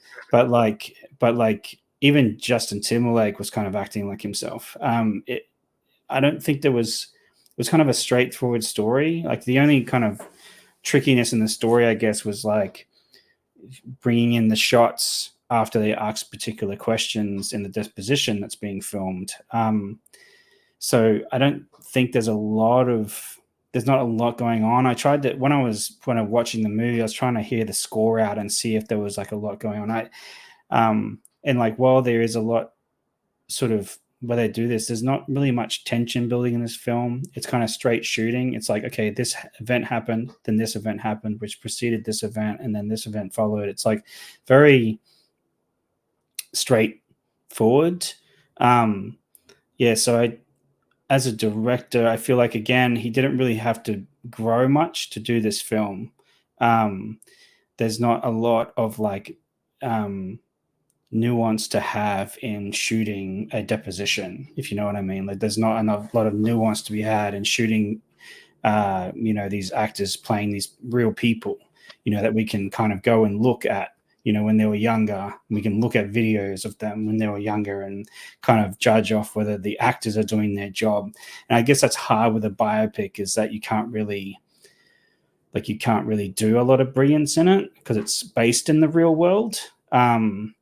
So unlike Seven or Benjamin Button, even, this movie is kind of like, it's kind of like, it was good. I enjoyed it. I really got into it towards the end, especially. But I found that I was more drawn in by the character performances, by especially Andrew Garfield, than I was by the directing per se, which I find to be, I think that it was not as brilliant as it could be given the genre that he's shooting in this film. And that's my thoughts on it. My initial thoughts. Yeah. Cool. Yeah. Well, I will say, when it comes to his films, I don't know if it's like my favorite when it comes to like on an enjoyment level in that way. And I also do agree that in his other films, there were moments in them, like Seven and Fight Club, in his directing and other things, where there's higher peaks in those at moments. But for The Social Network, for me, it's like, I think personally, the closest to there's no film in the world pretty much that I think is like completely flawless or perfect, but I think out of all of his films, like, even if they don't reach as high of peaks at moments as some of his other films, or I enjoy it as much as maybe some of his others, I think they're just like, from start to finish, throughout the whole film, just the closest to that in every area, just how it's made, from the incredible acting by everyone. And it is filled of a cast, full of a lot of actors like Jesse Eisenberg, Justin Timberlake, and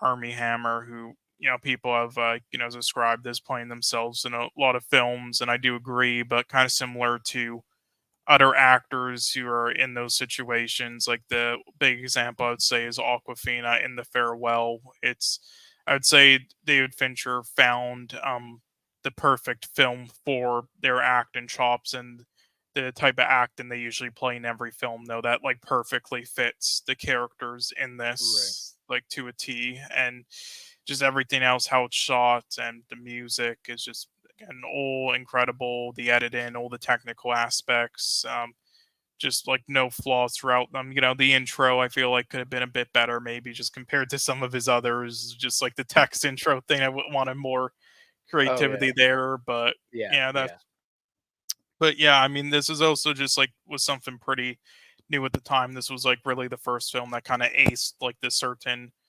genre of films now in this like new generation thing. So it was, like, groundbreaking there, and does just have a lot of great themes and messages, with ambition, parasocial relationships, betrayal, obviously, and just how Mhm. technology is going, today, Yeah, right now. Just many things that I think it absolutely nailed, even just like the end in there. It's just like perfect. Just like really love it. And of course, Andrew Garfield just blows it out of the water with this, of course. Just, yeah, really, really loved it. Don't have any flaws with it. Again, I don't know if it. I might have to like rewatch all three of his films I've given a 10 and see where I'm at with them at the moment. But yeah, because it took me a little longer to fully love Seven and Fight Club as much as I do. This is possibly my favorite of his, just on an objective level and everything else sure. combined overall. So yeah, which is weird because it's not really type of films he's best at making usually. So it's weird how But he's this still drama biopic. right. He Yeah, still brings that level of, and again, same thing. Pretty simple story. It's the linear, yeah, and it does have some storytelling dark that he does. elements to it. Similar to Oh, Benjamin absolutely. Button. They both definitely do. Yeah, Absolutely. Yeah, I agree. This is again one of Fincher's favorites. I would agree with you in that, like, I wouldn't say it's like the best film, but it's one of my favorites. I think he just, again, he nails this sense of kind of like, and this is in main part, I think, to the perfect collaboration. That's what I love about this movie. It's the perfect collaboration of Fincher's visual style and filmmaking and Aaron Sorkin's just yeah, ooh, and I think Aaron absolutely Sorkin spot on script. should never direct a film again after seeing his direction, but he should continue writing. Yeah, um yeah, no, Sorkin just nails the script here, and the tension, and like you said, the betrayal. There's so many, again, there's a lot of kind of this sense of dread of what Facebook, of what just happened. We've now just allowed everybody to social networks start this people can make claims, people can do all these different types of things. um yes, and it understands and it it's so so well, and it it just does it. yes, It's done it just like so early. Like this was the peak. Like it kind of feels like too new to make this, but it still just aces it all. And it's yes, so ages so well today. Just everything it does. That are yeah, things people forget. I think Eisenberg is fantastic in this. I mean, man, does he play the asshole great. Andrew Garfield, Army Hammer, they're all really, really good in Yeah. this. Yeah, Also his Eisenberg needs to play more of these characters. He needs to do like what Elijah Wood is doing right now in artsy films. right, right. Yeah, I agree. I think everything about this movie is great. And I will say this too. This was one of the first not only David Fincher movies was, but also because this is around the time where I was really getting into film. This was one of the scores that really just stood out to me in film in general, and I was like, wow, the way that a score is done and put in the movie can really impact the mood and all these types of things for the film, because it just, Trent and Atticus Ross, I think, turn in one of the it's Yeah. phenomenal Yeah. score, and Masterful.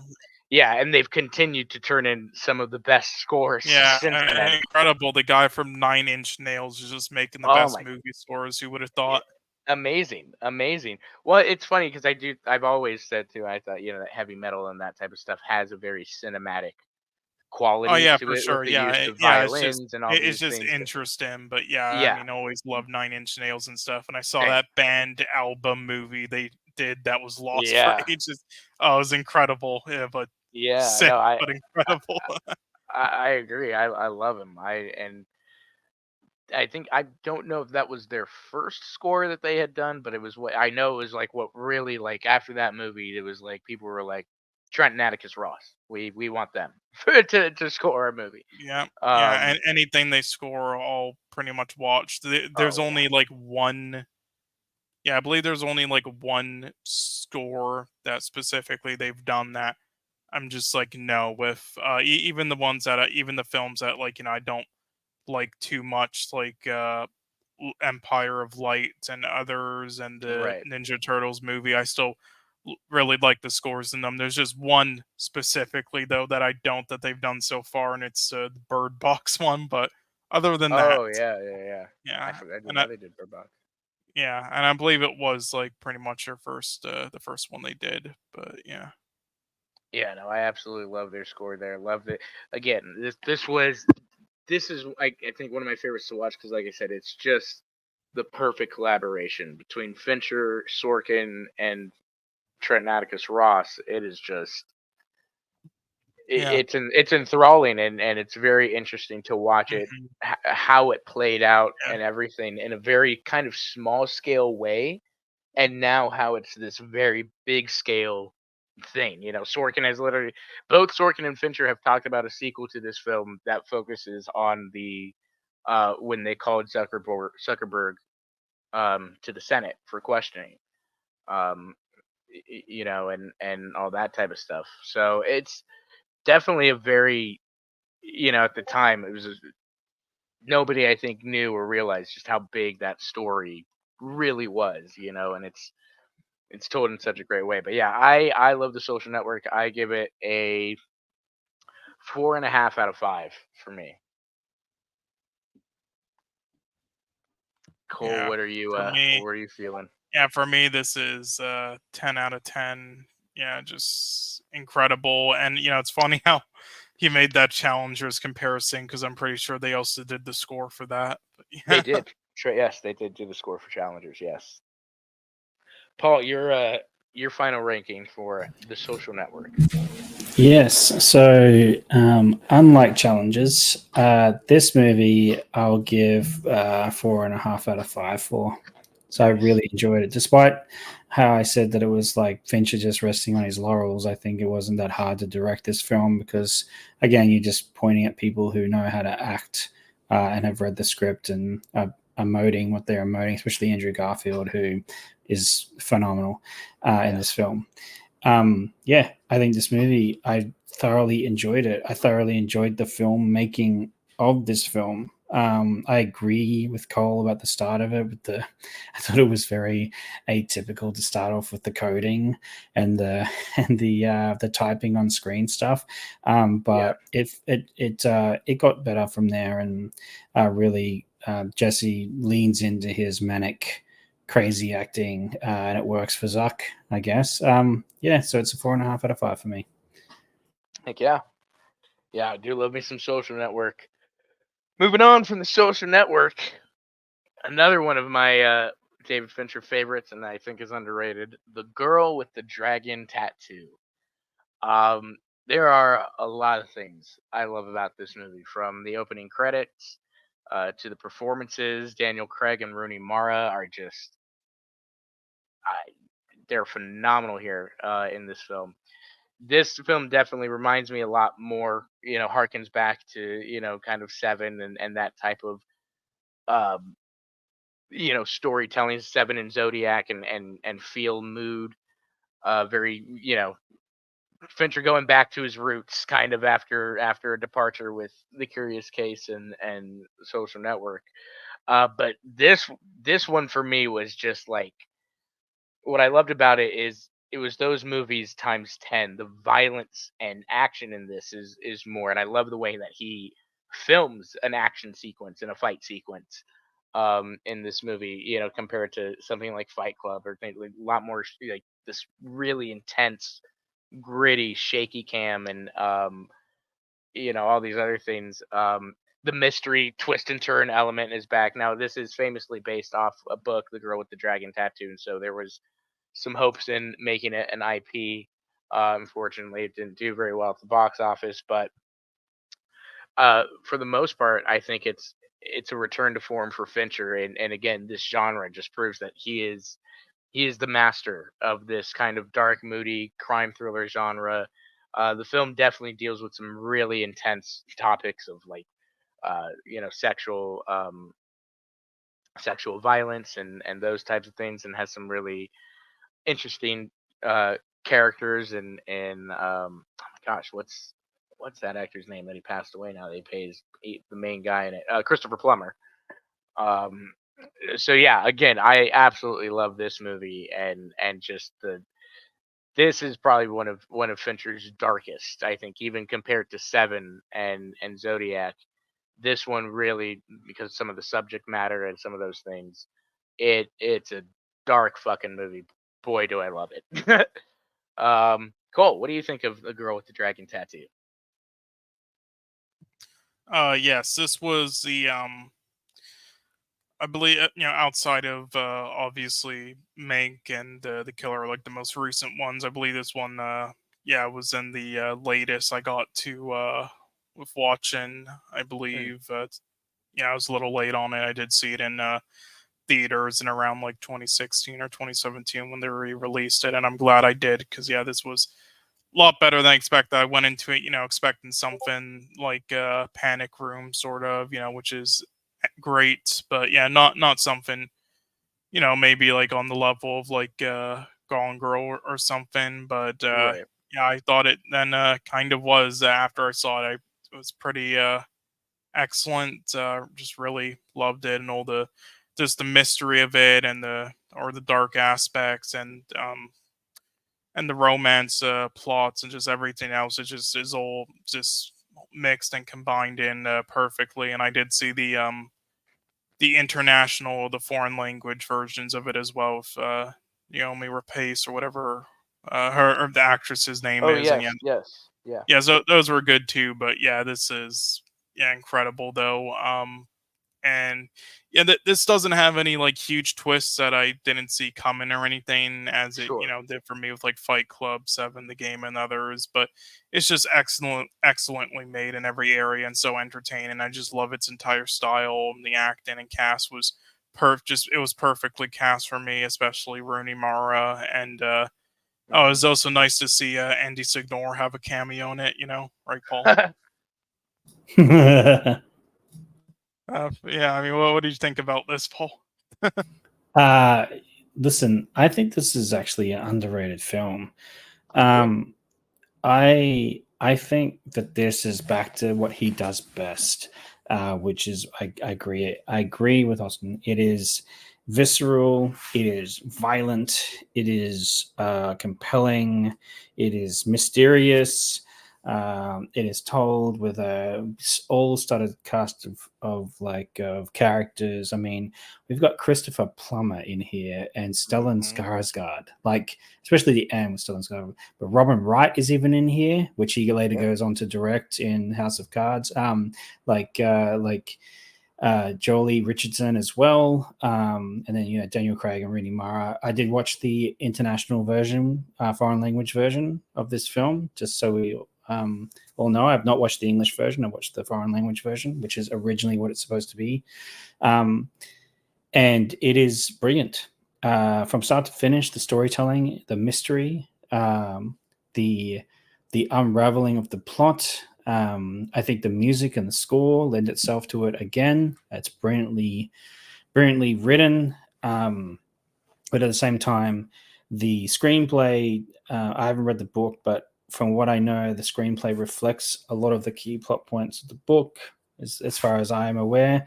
I think that Rooney Mara at the center does a brilliant job of acting in this film, and I think the directing definitely leans itself into what he does best, which is the dark, gritty nature of humanity. And that's what Yep. Seven's about. That's what Zodiac Killer is about. And this film, along with the next one that we're going to talk about, go straight into that same bucket. I think it's Fincher's biggest strength, and I wish he would do more movies like it. To be honest, that's what I think about this movie.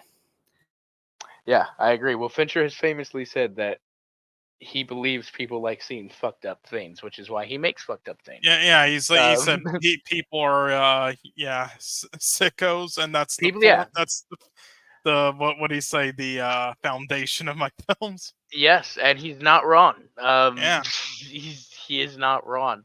Yeah, this is. I tell you what, I really, if Fincher was to ever do a franchise or IP, this is one I would have loved to see him continue on, and keep going. And there were plans, um, for him to continue adapting the books. However, like I said, This was another. They gave him a really big budget on this. I think it was like 100 to 120 million, and it only pulled in 180, or it was under 200 million that it ended up pulling in.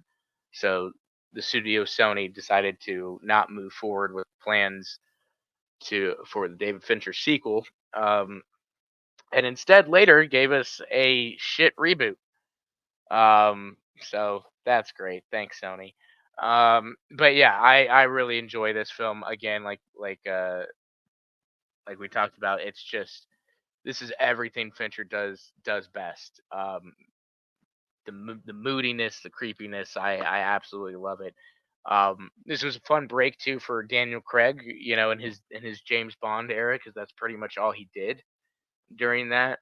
So to come out and play a different character and play this journalist, or this private investigator, not journalist, my bad. Kind of, it was really fun and interesting to see him be directed by Fincher in this type of tone and this type of film. But I give this movie a 4 out of 5 out of 5. Again, the man can do no wrong for me at this point. He is I enjoy everything he does, but this one, yeah, I do think it's incredibly underrated and should have gotten a lot more love and attention when it came out. But Cole, what do you think? What's your rating? My rating for this was 9 out of 10. 9 out of 10. Paul? Yeah, foreign language wise, it's a 9 out of 10. I agree. Heck yeah. Do love me some dragon tattoo, some Lisbeth. Moving on from the girl with the dragon tattoo, took another tiny little break here. Did a couple things. Did House of Cards, as we will give a little mention here. Love that show, and was an adaptation of another British show, but he did a phenomenal job with it over here. And then he came back in 2014 with Gone Girl. Ben Affleck, Rosamund Pike, Neil Patrick Harris, hell, even Tyler fucking Perry. Yeah, I mean, it just shows, again, like The Social Network, he knows, the roles that Yes. fit well for them. He found the talent in Tyler Yeah. Perry in his acting and in other films, and yeah, it worked. And it also worked with Ben Affleck. I'm not a Ben Affleck fan at all, in like almost any other Yeah. films at all, but But this is one of his he, best yes, performances. he for fit the role perfectly for this though, so he was really Come on, good. man. He was the balls in Phantom. Come on. sure. Jesus, but yeah, really love this film, and obviously the aesthetic and everything, and Yes. mystery aspects, the performance, especially actress performance, is incredible, and pissed off Tim so much that like in any film now that the actress is in, he cheers whenever her character dies. Yes. No. But, She gave the performance in that movie. That's just like, that's some Glenn Close in what's that movie with Michael Douglas where she tries to. You I know what you're just talking about. hate I know what this you're talking bitch. about. Yeah. I know what You movie you're hate talking this about. Yeah. bitch. Um, yeah, I agree. Gone Girl, I think is Gone Girl for me. I think this is his Once Upon a Time. This is where he brought everything that he's done, but he did it in just the cleanest manner um possible. It's hard to find a flaw in that movie, in my opinion. The way that it's just it's very by the book, very by the book. Fincher filmmaking, taking again all the lessons he's learned over the years and putting it into one, but again in a very very clean style and way, and the way that it just plays out is seamless. It's just so It's you're along for this it's ride. Fatal Attraction. That's what you're looking for. Yes, That's the yeah, movie. Fatal Attraction. Yes. Yeah, kind of you can feel some similarities there, I'm sure, but you know, I didn't know. I hadn't read the book. I didn't know the twist. I didn't. So when that happens halfway through, and you already have the feeling, that there's something more going on here, but just the way even he plays with the narration and how Ben is the main storyteller up until the second half, and then she takes over the storytelling and narration. It's just absolutely brilliant. Yeah, I love it. Paul, your thoughts on Gone Girl? Yeah, this is a movie that I loved to hate when I first saw it. Essentially, like it's a brilliant film. I hate Rosamund Pike in this movie. I am completely with Tim on this. I will cheer when I see her die. And it's nothing like, and it's everything to do with her acting. She's amazing in this film. She is the villain of the story, and Ben Affleck is the idiot that decided to have an affair on a psychopath. But yeah, there's some brutal scenes in this movie. Neil Patrick Harris comes to mind. If people haven't seen him, I'm not going to ruin it. But yeah, he comes to mind when I think of brutal scenes. Yeah, like this is another one of those. Again, like I said in the previous one, this is where Fincher leans right in. I agree. This is the culmination of like all of the movies that he's done previous, these murder mystery films. This is done brilliantly. I love that it switches narration halfway through. When we give the twist that of the twists that happen, which I'm again not going to say because I don't want people to be ruined if they haven't seen this movie. Go watch it. It's a great film. Following the journey of her after they show the story of him is a brilliant piece of filmmaking and storytelling. And I think Fincher does it very well and doesn't really, it's funny, you love to hate her in this film, but she is also a victim in this, and it's like, and like Fincher does a great job of kind of directing the story from her perspective so you understand why she's motivated to do the things that she's doing, because Nick, who Ben Affleck plays, is an asshole. And you suddenly you find out this guy's actually an asshole. That's the thing. Yeah, you're seeing from the two perspectives. And it's brilliant. Yeah, wonderfully with those two sides. Yeah, I agree. There's some great pieces of film in this. There's some great scenes. That brutal scene with Neil Patrick Harris is like artistic in a way. It's crazy how artistic it is, and also terrifying. So it's both. It's very well shot, brilliantly shot. Actually, that scene, and it's not the only scene in the movie that's amazingly shot. This film is definitely like his magnum opus when it comes to these films. He's done like 7 in that, and even though I love 7 more than this film, it's like he's taken everything he's learned from Zodiac, from Social Network, from these films, and then put it into this movie, which is just brilliant. It's a brilliant piece of film. No, I agree. You compare it again, it's like Once Upon a Time. I love Once Upon a Time in Hollywood. It doesn't overtake Pulp Fiction from here. But again, these are filmmakers that they're taking and the way that they do it, like I said, it's so seamless and just clean. And it's like, my God, you're at the top of your game, almost. You've learned it all. What do you do? I love Gone Girl. I think it's got, that twist is, I think for 2010s cinema is definitely a big one, that audiences will remember. And again, what he's able to do with Affleck and Tyler Perry and some of these actors that aren't necessarily always the best, and give them, stuff to work with is just, I love it. I think he's, especially at that time, it was one of the most exciting directors, I think, for in my opinion. But yeah, Gone Girl for me is a solid 5 out of 5. I fucking love Gone Girl. I'm just fascinated from the performances to the direction. Everything about it is just on point. Cole, your ranking of Gone Girl? I'd give this a 9 out of 10.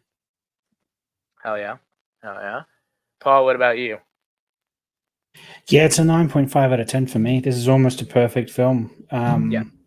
It is just brilliantly shot. brilliantly told. The acting is phenomenal. I don't have as much hate for Ben Affleck as some people, but like I think that he plays the role very well of this bewildered dude that did some stupid things and now is like at the center of this controversy. His life becomes like a media circus. I think he does really well in the role, and there's oftentimes, even though he's an asshole, I feel sorry for him. Like I can understand him, and that's only because of the brilliance of his acting in this role. Yes, exactly. Yeah. You're meant to think for a large portion of the film that he is intelligent and stuff, and he's but he's really not the smartest cookie in the jar. No. Yeah, I do love Gone Girl. So after Gone Girl, he came. It was a while before he did a movie after Gone Girl. 6 years. And you want In to talk between about then, his TV show? Yeah. he had done Mindhunter, 2 Yeah. seasons on Netflix of Mindhunter, which was very, very well regarded and highly. Again, him leaning into the killer genre, but this time with a really unique twist in that this was the beginning, the foundation of questioning serial killers and kind of getting into their psyche, figuring out what caused these types of things and these types of issues. Um, and so it was really, really, all of that kind of true, interesting tale, which I love when Fincher tackles Zodiac or Social Network, mixed with Fincher's take on it, was definitely, I loved it. Unfortunately, it was canceled right when they got to the good stuff, like Charles Manson too, which I was really into. But yeah, they're about to do the Strangler, Boston Strangler. Yeah, I they were believe gonna get to hit me they up. were setting up the Boston Strangler. Yeah. Yeah, they were getting some good ones in there. So I really enjoyed that show, and Fincher is again phenomenal at directing that as well. He also did do Love, Death, and Robots, which is more of an executive producing thing, but he has directed, I believe, 1 or 2 episodes of that. And he does have a big love and passion for that as well. But yeah, his last 2 films here that we're going to talk about, his films of 2020s. No, but first one in 2020, he did do Mank for Netflix. Now I know, Paul, you said you have not seen Mank. I have not. So me and Cole will briefly go through our thoughts on Mank. I saw Mank for the very first time the other day. I'm not like biased, right? But like, black and white movies and old type of stories, so not really my forte. I'll watch them and stuff, and I've done my research and history, but I'm not out here raving about those types of movies.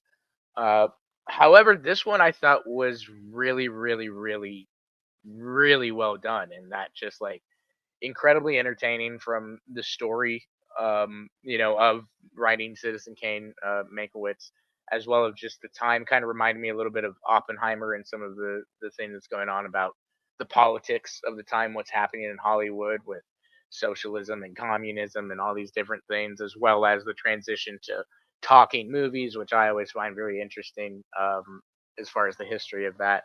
So I was really impressed with Mank. I didn't think it was going to be something that I was very interested in or necessarily liked. I thought, of course, like the direction because it's Fincher, but um, I was genuinely surprised with how much I actually did enjoy and was interested and invested in the story. Fincher does a phenomenal job of literally recreating a movie that would have been made, in that time frame in the late 1940s, early 1950s. From the sounds, how the characters literally sound, the audio of it, everything is done like it's that time frame. Um, Gary Oldman is phenomenal. Uh, Not one of my favorite David Fincher films, but like I said, I was genuinely and happily surprised by how much I enjoyed it. Cole, what did you think of Mank? Yeah, it isn't one of my favorites of Fincher just because it wasn't something I as personally resonated with as much compared to his other films. And I am intrigued by these this old Hollywood and these stories, especially with these films like Citizen Kane and Sure. screenwriters. And it was a very interesting true story. I'm like, how the guy just made the whole film and everything. So I was really hyped to see it. I feel like the execution could have been better though, and there are definitely a lot of rewrites from his father's original script he did, where he definitely leaned a bit too pro Herman J. Mankiewicz and Yeah. other things, and didn't focus as much on other areas where he definitely had to fix it here and there and work on it. And there's still some of it left in there that could have been cut down or Hmm. executed better, I feel. And that's the biggest issue with this film. And yeah, the cinematography for this one, the Oscar, which I'm a little surprised that that one, but the black and white cinematography for the Lighthouse didn't. But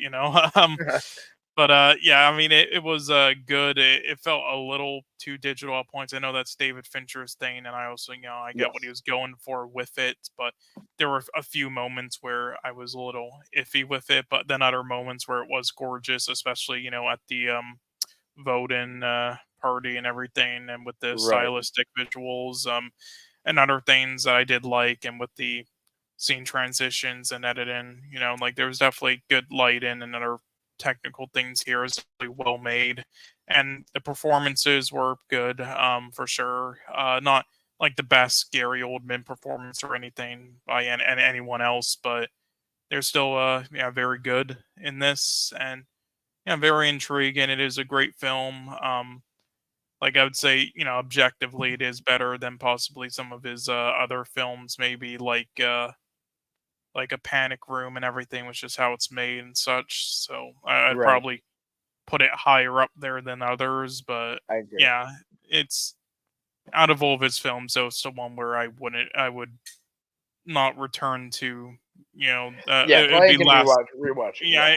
it's near the bottom of my And list with that. I'll be honest, for me, it has nothing to do with Fincher or anything. It's just not that interested in the story. But it was Yeah, very well done and very well told. I know y- this was a passion yeah. project for Fincher. His father had written the screenplay, and so Yes, he and there's a lot of great elements to it, and with people and the politics back then, and many other things. Yeah, it's just could have been done better, and really sure. does fall on the script that he was just trying to work on. But Yeah. yeah, it just, and I am really intrigued by these stories and old Hollywood and films like this, and well, the creation of them and everything. Yeah, it just could have been done better. Like Babylon is another one where I feel like I also really enjoy, just could have been done better in certain other areas. But yeah, Sure. um, Absolutely. And then finally, his last and final film, which I know Paul you haven't seen as well, so we'll wrap this up quickly here, go through it. yeah. Well, first we'll Which give our was ratings quickly. We'll oh give yes, thank you. 8 out of 10. Yeah, Mank, I would give a 4 out of 5. Like I said, even though Yeah, it's not my type of movie, I yeah, can't for argue. sure, It's great filmmaking. It's a great, for you know. sure. Yeah, and the killer. Yeah, I'll just say, yeah, I really won't go into the spoilers, but yeah, I really enjoyed it. It is one of those films over you question, if it feels like one of those films where it was kind of like a for fun thing for Fincher more, and just like, testing Yeah, out his filmmaking skills to just like, and all of his technical aspects and everything to just make like a well done, enjoyable, flick, and with like Brendan Michael Fassbender back instead of like something deep like some of his other films, but right. still very good. And I there's a lot of things to get from it, and I did Yeah, enjoy it quite a lot. And there are good performances and cameos and stuff, and moments that made me laugh, and moments that put me on the edge of my seat. Some of the fight scenes in it were incredible. The yeah, sound those work are really was done. and lighting were incredible too. Yeah, just a lot of fantastic things about it. Um, and just like the pacing of it all too, I did enjoy. cinematography could have been done better at other points though, and same thing with the whole intro of the film could have been done better at other points. Not like the intro. I mean, like the intro, like the title thing looked a little off, but Yeah. yeah, and but yeah, that whole like intro thing though was pretty funny. Yeah, I do love but the. but one I of the biggest issues though with this film for me, well, not as much for me. I will a little bit, but I wanted to say that because I mentioned it earlier. This is like the main reason why I have a lot of friends who don't like this film at all. This film was supposed to be like a complete satire. right. That's what he was going for, and for a lot of people, they did not get that at all from it. So to a lot of people, they think it completely failed, and that's why they really did not like the killer. Yeah. So yeah, that's the reason why. But yeah, for me, I do kind of agree. And I was just like, yeah, it wasn't the best there, but yeah, it was still. There were points where it worked though, and it's just like how he keeps making up his own rules, but then it's like making himself like speaking in his mind, like he's some genius and has all these rules he Right. follows, you know. But it's not as well executed at points, but still, overall, the film just like of how it's crafted in every area, though, it's enough to make it work as still like a very good film. It's definitely like possibly one of his weaker films. So like honestly, it might there's a chance it might even be like his weakest film for me outside of Alien 3. Interesting. I really enjoyed the killer. Again, I really I don't think it's we I do agree with you in that it's fun to see Fincher kind of play around here. He's always had a love and affinity for comic books, but he would never ever do anything for Marvel or DC. So this was his doing. The Killer is an adaptation of a graphic novel, and this was kind of his adaptation of a comic book, which I thought was great. He reunites here with the screenwriter from Seven. Very different screenplay, from Seven. Like you said, there's this big satirical element. I love the narration from Fassbender and kind of his thoughts on the whole situation that's happening in the movie. It's not a very big, like big movie or anything. It's all wrapped around this kind of one event and one situation that takes place and follows Fassbender's character, throughout. I again love his direction of fight sequences in this. It is, man, I really want to see him do some big fight sequences because he can direct the hell out of these ones in this film, and so I really enjoyed it. Yeah, it's not like one of his best movies, but it's a kind of a fun departure in that he's like you said, he is having a bit more fun here and just kind of playing around and doing something different. Um, the traditional moody tone and Fincher style and stuff mixed with it kind of harkens to Fight Club, if anything, a little bit with that, the way that it's filmed and styled and not it's filmed ultra serious but not supposed to be ultra serious. Um, and so yeah, I really enjoyed it. So that one I would give a four out of five. Cole, what do you think? I give this a 7.5. Sure, for sure. Yeah, Well, hell and yeah. With that, yeah, we've made it yeah, through the we've done Fincher all of them. filmography. I mean, yeah, we also, yeah, a quick shout out, to Love, Death, and Robots, of course, and he did Yes. do that Bad Travelin' short, but yeah, um, yeah, did the whole filmography there. So Oh yeah. now I guess if you want to talk about, like things that he might have planned, Sure. Yeah, I know. One of the things that he'd been trying to get off the ground for years and was about to right before Disney bought Fox was a 20,000 Leagues Under the Sea adaptation starring Brad Pitt. And that's mhm. something that he'd been wanting to do for a very long time. I know he's been looking for a project with Brad Pitt to reunite with. They've been looking for a project to do together. There was talks for a moment of him taking over World War Z 2, which fuck me, I would have loved that. Um, I actually don't mind the first World War Z, and Fincher coming on to direct the sequel would have just solidified that I was going to see that sequel even more so. Other than that, Yeah. I can't. I'm not too sure if Yeah, you well, I know know any. his Netflix contract was extended for 3 more years. And I know he's gonna direct Strangers for Netflix, which I believe is I believe it's a Hitchcock remake of Strangers on a Train. So Interesting. yeah, at least from So like what I've read now here. that's a director I very much wouldn't mind and look forward to his take on a Hitchcock, on something Hitchcock, because Yes, he's yes. And I also don't know if this was the Strangers film or if it was something else, but I did see something with Ben Affleck he was gonna do, but I don't know if it's I happening. I believe it was supposed to be that Strangers thing that they're talking. Yeah, he's meaning to reteam with. He wants to reteam with Ben, and he wants to reteam with Brad Pitt at a certain point.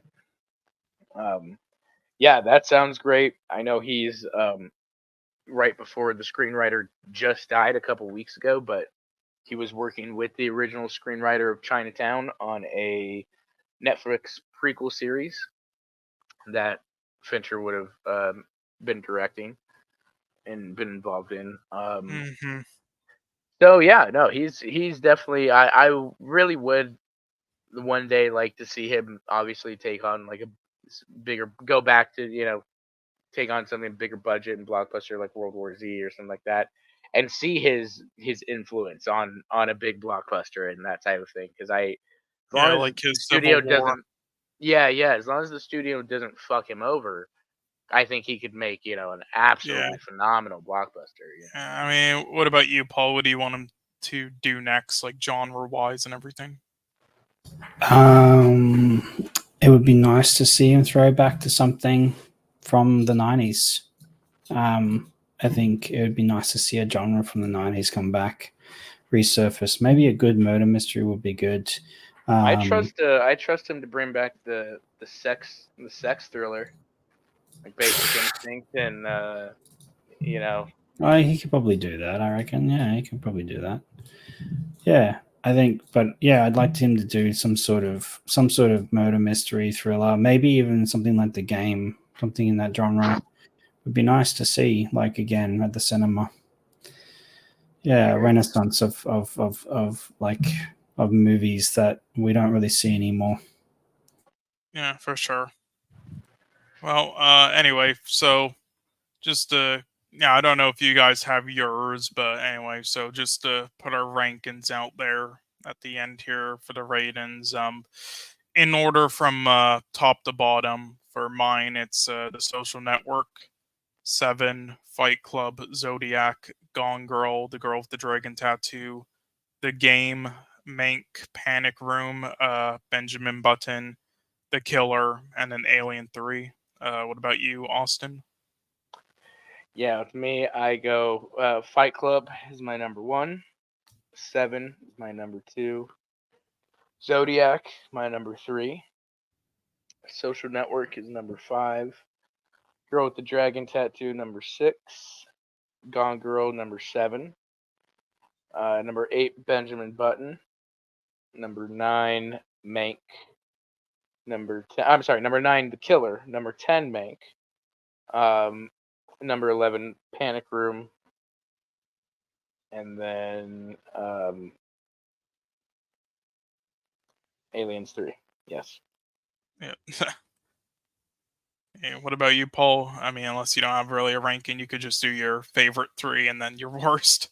Too Oh much. no, I did it before we started. So my Uh, from top to bottom, like you did, it's gonna be 7, The Game, Zodiac, Gone Girl, Fight Club, The Social Network, Panic Room, The Girl with the Dragon Tattoo, The Curious Case of Benjamin Button, and then Alien 3. Oh yeah. Well, at least we all nice, agree on Alien 3. for sure. Also, I was gonna Absolutely. say that I take no wrong answers for your favorite director, for your Yeah, favorite Fincher film. Again, I love for them sure. all. They're all the right. This is one of those directors. They're all the right answer. For me, Oh any yeah, any one of those films, I will accept, except Aliens yeah. 3. Uh, Yeah. But, So anyway, now we're at the last segment of this, and I will say, if you do need to go, Paul, that's cool. But anyway, the last thing we're just gonna do is just some fun trivia, and it's just one that I kind of did last second. Might take more. Oh, you had a little thing there. whoops, didn't mean that. I thought you were gonna play some Rosales segment. No, I'm not that prepared. Yeah. So yeah. A lot of it was just kind of based off of his Wikipedia and IMDb. So if you did read this beforehand, you might have an advantage. And I do think Paul might be good at this, so I'll let you answer first on these, Austin, because I feel like you might know the answer to a lot of these already. Oh yeah. Yeah. So okay, so the first one. Okay, so when David Fincher was a kid, all right, he saw a documentary about the making of a film. All right, it showed him how films take 4 months or more to film. How they do hours in between shots.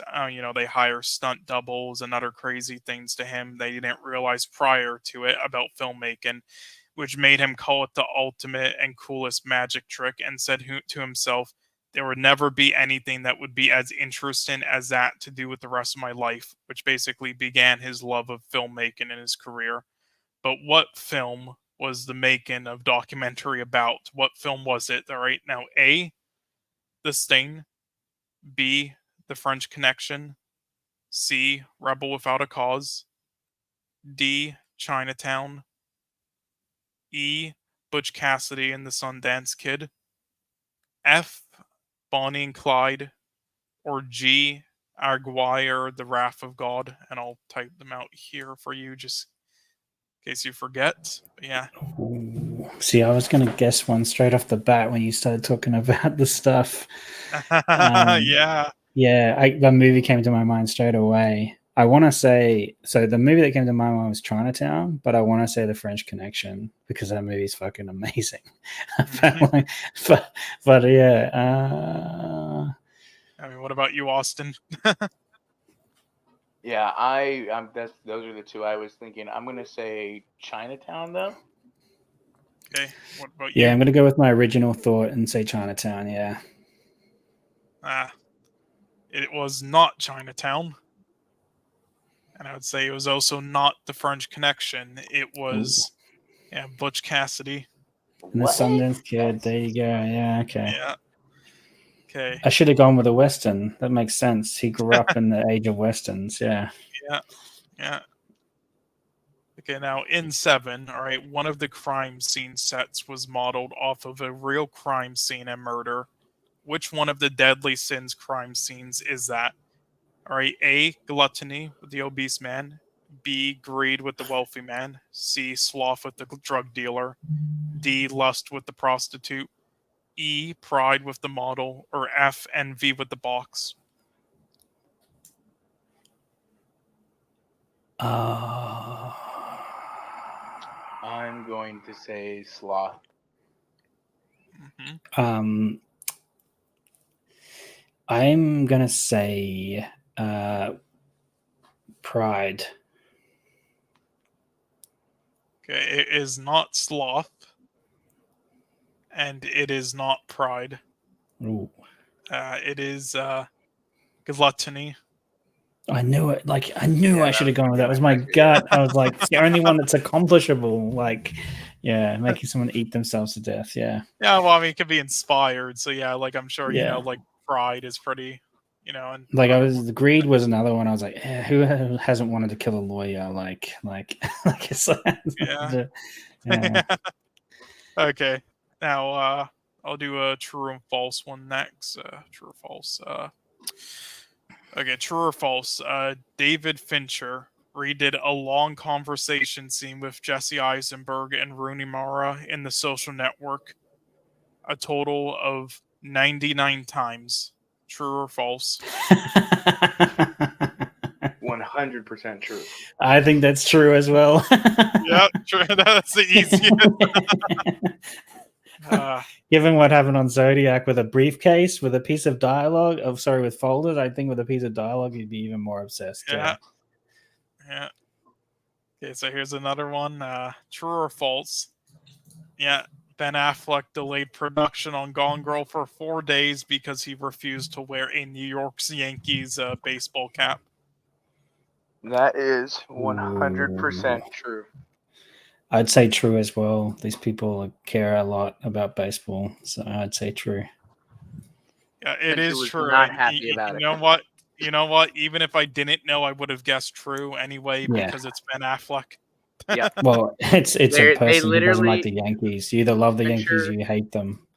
Fincher in the commentary for Gone Girl talks about how they had to halt production and he had to explain to Affleck that he is a character, not playing Ben Affleck in the and Ben is such a diehard. He said, "I can't be seen as an actor or as a performer in this hat." Yeah, it's fair.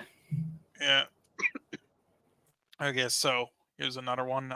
While growing up, he was neighbors with a filmmaker who he later collaborated with on some of his films in some capacity. Who was it? Was it A. Steven Spielberg, B. Martin Scorsese, C. George Lucas, D. James Cameron, E. David Cronenberg, F. Quentin Tarantino, or G. Ridley Scott? And you guys can get 3 guesses for this. So he grew up next to this person. Yes, I'm neighbors. going to say George Lucas. What about I you, am Paul? going to say Cronenberg. It was not Cronenberg, and it was George Lucas. So Oh wow, there you go. Yeah, Fincher Yeah. actually did some work on the Indiana Jones films. Yes, Oh, and wow. the There you go. and Return of the Jedi, I And- believe. Yes. Ooh. Yeah. So now David Fincher, so he happens to be obviously one of those directors who tends to turn down many offers to direct big films, or he gets screwed over by studios with them, similar to many other directors such as Guillermo del Toro. Some of the films include Batman Begins, Spider-Man, The Amazing Spider-Man, Madonna, True for Dare, The Black Dahlia, Hannibal, and Bohemian Rhapsody with Sacha Baron Cohen. All right. Mm. Yep. What did he turn down to direct Panic Room instead, Doan?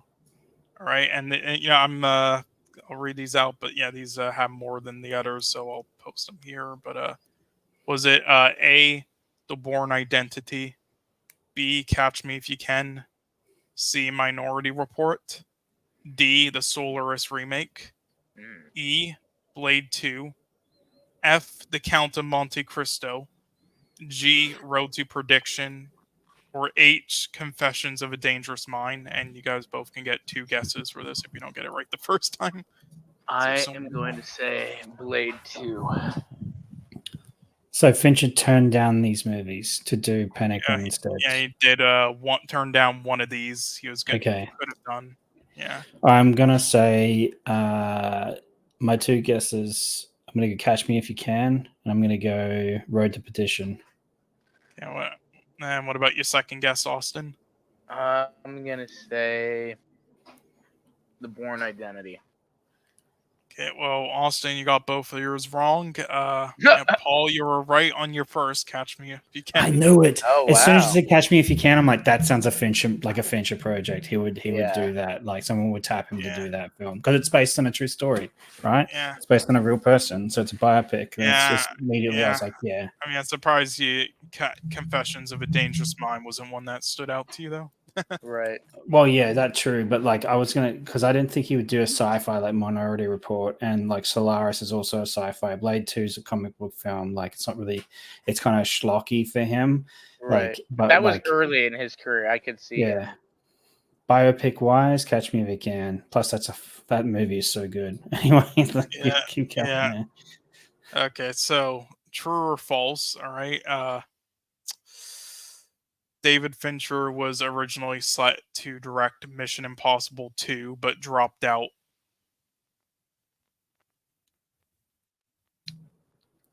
False. I'm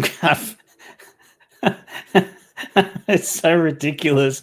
I wanna say false to it. Might It's be so. true. I mean, it might be true, but that's ridiculous if it is. No wonder he didn't do it. Yeah, I'm gonna say Okay, false. it is false. So here's the Yeah. It was going to I be a was like, trick question because he I did knew the drop last out of two a were Mission true. Impossible film, but it was the yeah, it third, not wasn't the that one. second. Yeah, Yeah, yeah. Oh my I was god. going to try to throw you guys off there. Now, see, I would love to see David Fincher's Star Wars. If he ever wanted to do Star Wars, he can do Star Wars all day. Yeah. Now, David Fincher making The Acolyte, a murder mystery in space? Fuck yeah. Okay. Yeah. Okay, so true or false? All right, David Fincher is the most nominated director in MTV Video Music Award history. Uh, Oh, wow. if you don't get this right, then it's bad for you because you did this stuff as a job, didn't you? I'm going to say yes. Going with true. Given that the hipster teens, the angsty teens would have found Fight Club and all the rest of it. Oh yeah, because of Fight. Yeah, I'm gonna say true. I'm gonna actually say true to that. Yeah, it is true. Yeah, I knew it. Yeah, I was like, because it's MTV is all teenage bullshit, and they'd be like, oh yeah, he's so angsty films like Fight Club. Oh, I love that. I had it on my wall, a poster on my wall, and like that kind of shit, like the same as like Boondock Saints. Not that those two movies belong together beside each other, but like it's the same kind of attitude. Yeah. Yeah. Okay, so three more questions here. Yeah, hopefully the last one might be more difficult there for that. But anyway, okay, so following the one previous question before, what did he also turn down to direct Fight Club instead? Okay, was it A, Burning Out the Dead, B, Existence with Z at the end, C, The Insider, D, 8mm, E, The Talented Mr. Ripley, or F, The Ninth Gate? The Talented Mr. Ripley. I'm going to say, oh, you didn't put him, The Insider. Yeah, I see. If I had two guesses, I'd go. I have a second one, but I'll stick with The Talented Mr. Ripley. Well, you're both wrong. But what was your second guess? 8mm. Yeah, I'm surprised you didn't say that for your first. I knew it. I knew it. I should have gone with my gut. I knew it. I should have gone 8mm. Yeah. Okay, so because it's the same writer. The same writer for Fight Club. Yeah. Okay, so true or false? All right, David Fincher enlisted Danny Boyle to film the Indian scenes for him while he was also filming Slumdog Millionaire for Benjamin Button. True. I think that's false. I'm going to say true. I think he cares too much about his filmmaking to leave it to somebody else. I'm going to say false. Okay. Well, good and bad news. Okay, so the good news is you did get it right. It's false, but the bad news is not for that reason. He did let somebody else direct it. You see, Slumdog Millionaire and that both released in 2008, both filmed at the same time, but it was not by him. It was Tarsim Singh, however you pronounce his name, the guy who did The Cell, The Fall, Mirror Mirror, Immortals with Henry Cavill. He was... Yeah, he happened to be in India and Cambodia at the time with Brad Pitt, so he told him to, do that for him. Yeah. Yeah. Now, the last question. This one's a very random one, so not expecting you guys to get it. This is just like the one I threw in here for the hell of it. Yeah, so David Fincher met his wife while they were both working on a Japanese commercial for what drink brand? The A, Coke Plus, B, Pepsi Zero, C, Ramoon Melon, D, Fanta Pear, E, CC Lemon, or F, Calpiso Strawberry. Not expecting to get this right. I just threw this in here for a little bit. Basically, just a random guess. See if you actually get it right. Let's say Fanta Pear. Yeah. Pepsi Zero. It was Coke Plus. Yeah. Oh my god. I saw Japanese commercials here, like going for the more Japanese ones. What the hell is the plus in the Coke Plus? More cocaine? I don't know. You have to ask them. I don't know. Maybe put some of his juice in there, special sauce. I don't know. That's what. Yeah. That's why he's been asking for 100 takes. He's juiced up on Coke Plus. He's like, we need to do it again. He's shaking, eyes twitching out of his head. Yeah. Anyway, so that's the end of the trivia. But yeah. Hell yeah. Oh geez, that is a filmography for sure. If we've ever been through one. Again, the man is just, in my opinion, one of the greatest filmmakers of our time, of our day. He's up there for me. The list goes Scorsese, Tarantino, and then Fincher. And so I think Wait, you wouldn't put Kubrick there? Oh, actually, never mind. You said of a time, right? Yeah, Well, I mean, he still would have been filmmaker. over time, maybe, if he wasn't poisoned. So allegedly poisoned. Hey, easy eyes wide open. I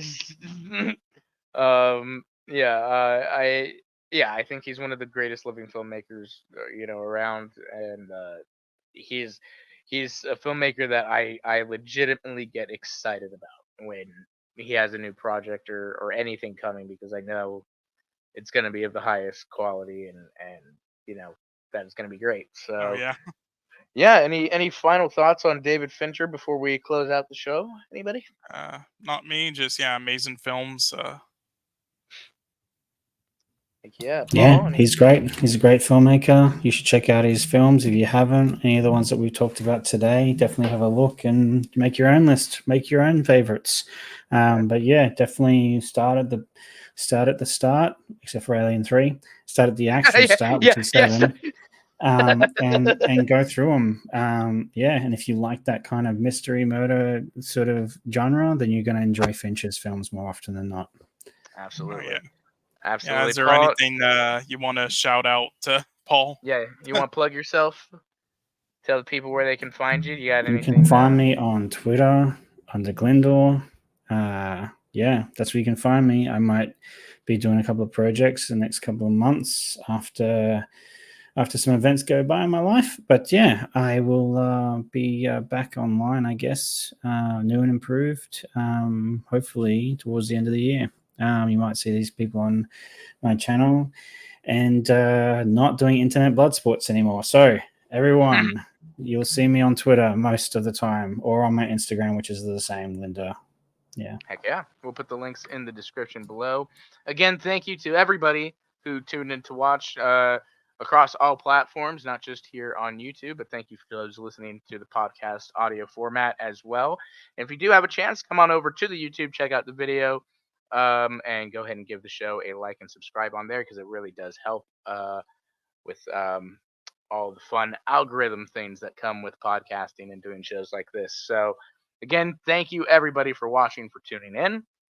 We hope you find some love in some of these films as well. As Paul said, make sure leave your list, your comments on David Fincher and his filmography in the comment section below. And we look forward to seeing everybody again soon with a new director and hopefully a new guest as well. And again, Cole, thanks for being here. Paul, thank you guys for being here. And we will see everybody next time. Peace out.